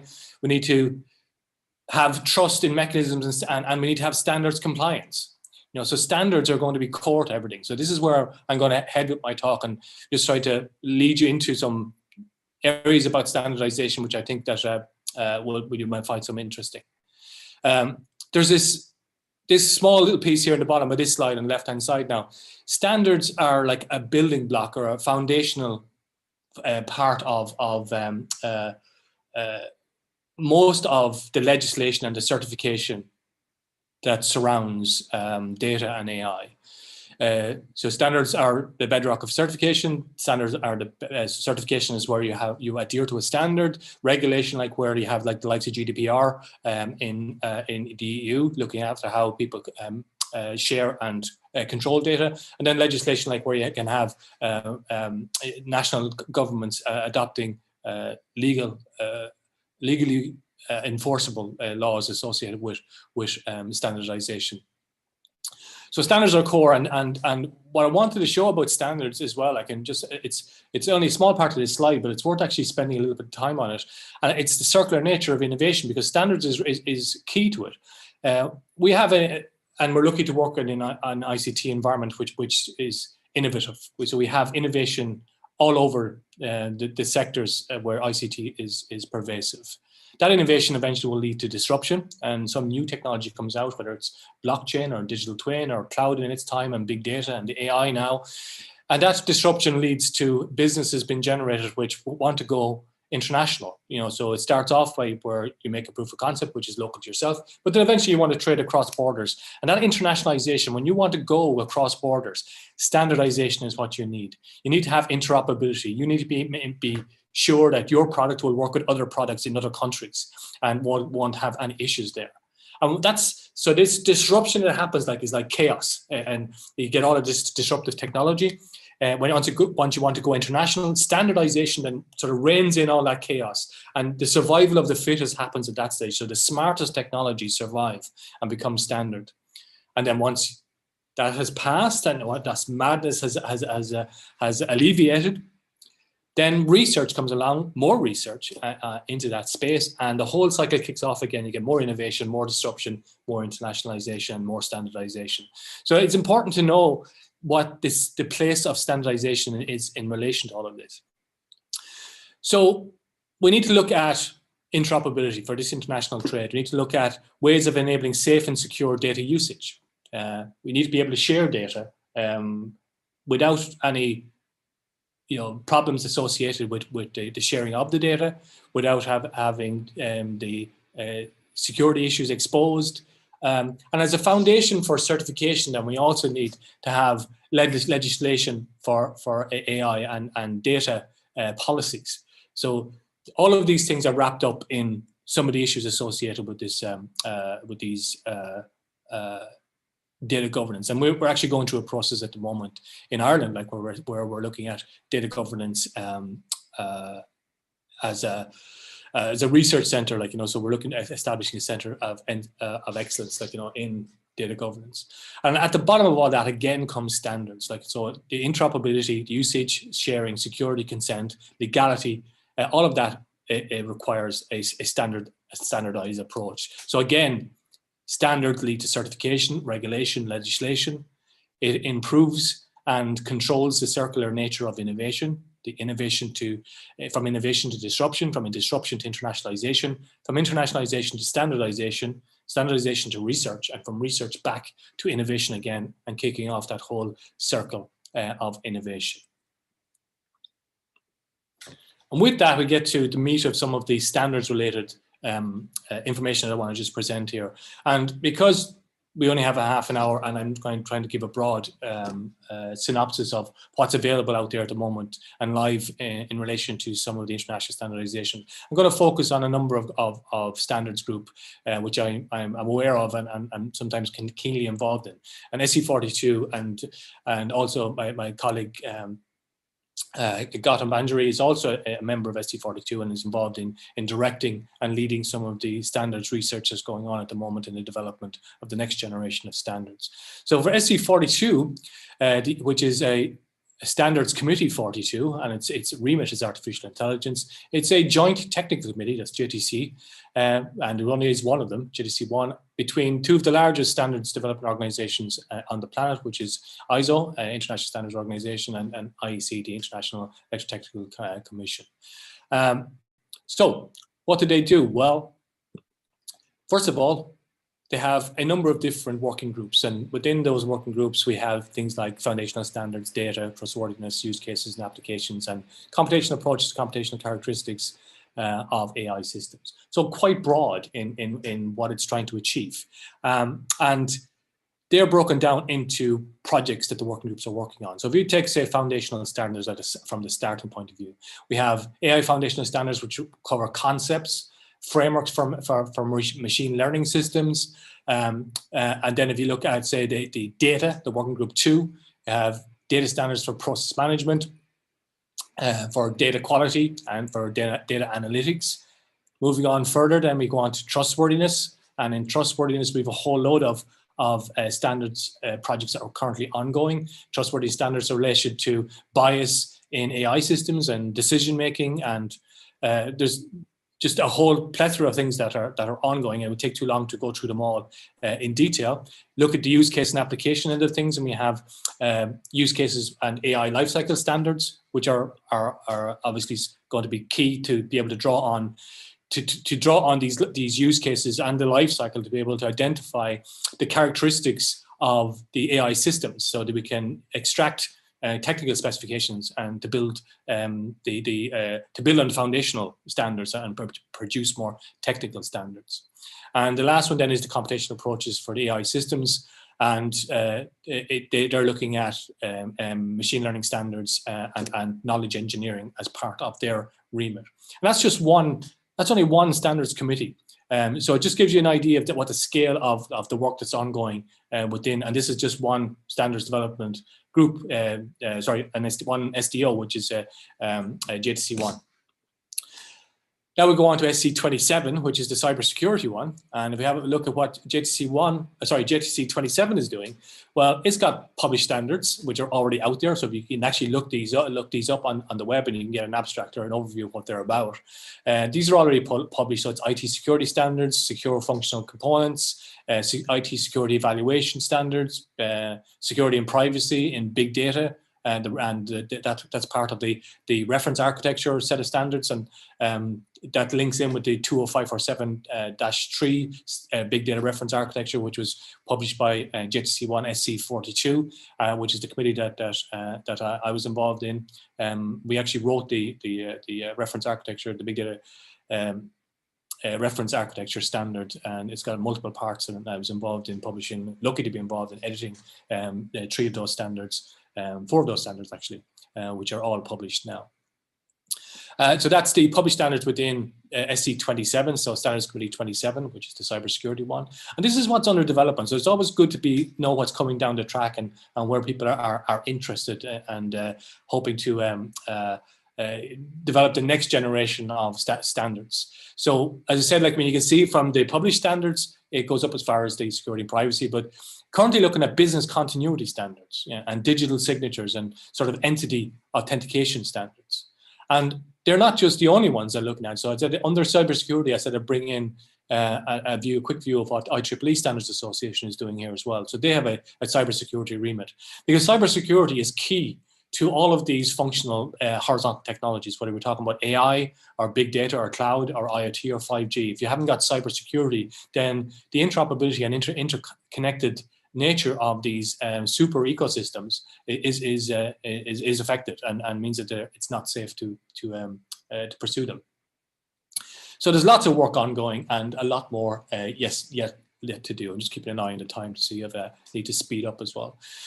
And last but not least, I'm just going to have a quick look at some of the work that's going on within JTC1 SC41. So it's the IoT and Digital Twin Standards Committee, and Ireland is setting up a MER committee in this area at the moment. So it's something that the National Standards Authority of Ireland is actively engaged in. And just to have a look at some of the things that are ongoing in the Internet of Things, we have trustworthiness of IoT systems and services. We have the trustworthiness framework as part of the Internet of Things. We have compatibility requirements of the models for devices with industrial Internet of Things. That's an interesting one, because when we think of the devices, we don't think of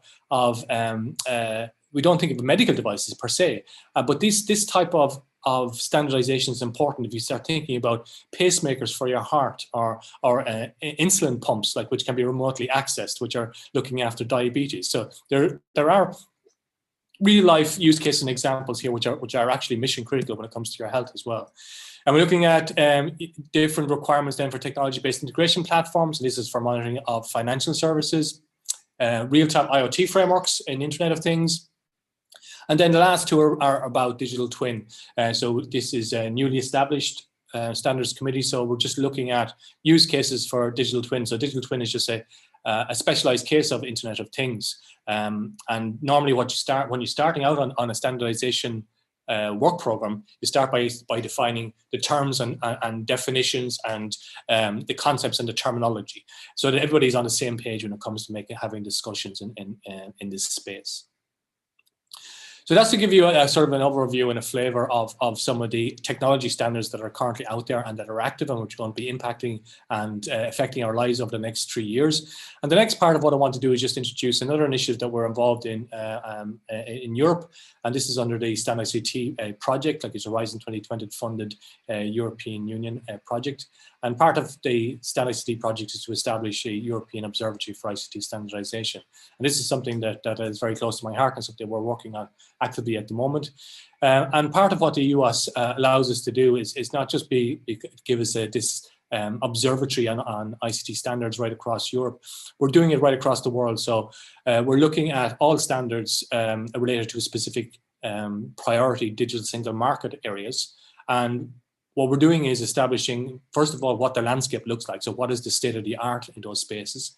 And we've had massive engagement then from the European Commission, from DG Connect and DG Grow, from the Joint Research Centre, from DG Agri, from DG Digit, the different Director Generals in the European Union, or the European Commission, should I say. And also partnerships with technology PPP, so the public-private partnerships, the likes of the Cyber and Big Data Value Association, DIRO, which is the Data, AI and Robotics public-private partnership, which is just about to be launched as well. And all these standards development organizations that you would expect for us to be engaged with, the ones I mentioned earlier, like the ETSI and Sensenelec, ISO, IEC, IEEE, W3C, and lots more of them. And what the platform also does as part of the European Observatories, we give money out. And that's always what causes people to perk up and say, well, what's he talking about? It's because part of what our remit is to fund engagement, particularly of European standards, European experts rather, in standardization development. So to try and create this state-of-the-art global monitoring and reporting on all of the technology priority ICT standardization activities. So that includes the AI and data, obviously, but also includes 5G and digital twin, smart cities, and many more, which all form part of the remit of the European Commission's ICT standardization rolling plan. So they have this multi-stakeholder platform, which looks at the needs and challenges and opportunities in standardization on a regular basis, and tries to feed into that so that we can identify any upcoming initiatives that we need to take care of in relation to standardization for new technologies, so that we can maintain a thriving digital single market and interoperability of trade with our international partners. And the working groups that have been established or been established by the European Observatory on Standards are digitizing European landscape and data discovery, risk management. AI is in there, standards education is part of it. That's not actually a working group, it's an outreach group. Big data spaces, data interoperability, cybersecurity, smart cities, digital twin. And like we have CyberSec for EU and IEEE and OMG and OPC Foundation and BDVA and JTC1, ETSI, INACPA, AIOTI and German national body there, DIN, German National Standards body also included there. So where to next? Well, living documents, that's what standards are. They evolve over time. The standards don't go out of date. You just get updated with the technology. We need to look for the next generation of people to take on this standards work. So we need to attract and train a next generation of standards experts and standards leaders to take on international standardization, to represent their countries, to represent their regions, you know, whether it's Asia or Europe, on the international stage and the global stage. And look at next generation technology synergies and where the gaps are and where we need to be careful to make sure that we have the privacy, security, and ethics and bias issues covered. And we always be citizen focused to make sure that we treat people fairly in the way we adopt all of these things. So with that in mind, just I always throw back up the raison d'etre for being here in the first place is that standards and standard certification and standards and regulation and standards and legislation are all interlinked. We have innovation, circular nature of innovation, which has standardization right in the middle, which manages disruption and creates an ecosystem where internationalization can be fostered. And last but not least, if you want to get in contact with me, I put my link in the chat earlier to just join with me on LinkedIn, and we can maybe engage in this standards ecosystem together. And that's it for me. So I've finished up. I think I'm on time just about, and there's possibly maybe time for a couple of questions at the end. Thank you. Appreciate Ray for taking us through AI, data governance, standardization, and the certification needs. Thank you very much.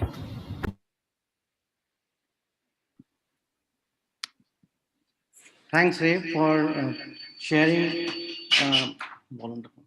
the perspective on the standards approach. I think it was a good summary. Just a reminder to all of you, it has been a fabulous session for the last almost close to 5 hours, with an average attendance of more than 350 and the peak going to 500 plus only on the Zoom, with more than 150 live participants on YouTube and Facebook. Here on your screen is your second day tomorrow. This is 6 p.m. India time, 12:30 p.m. London, Dublin time, and equivalent times in other countries.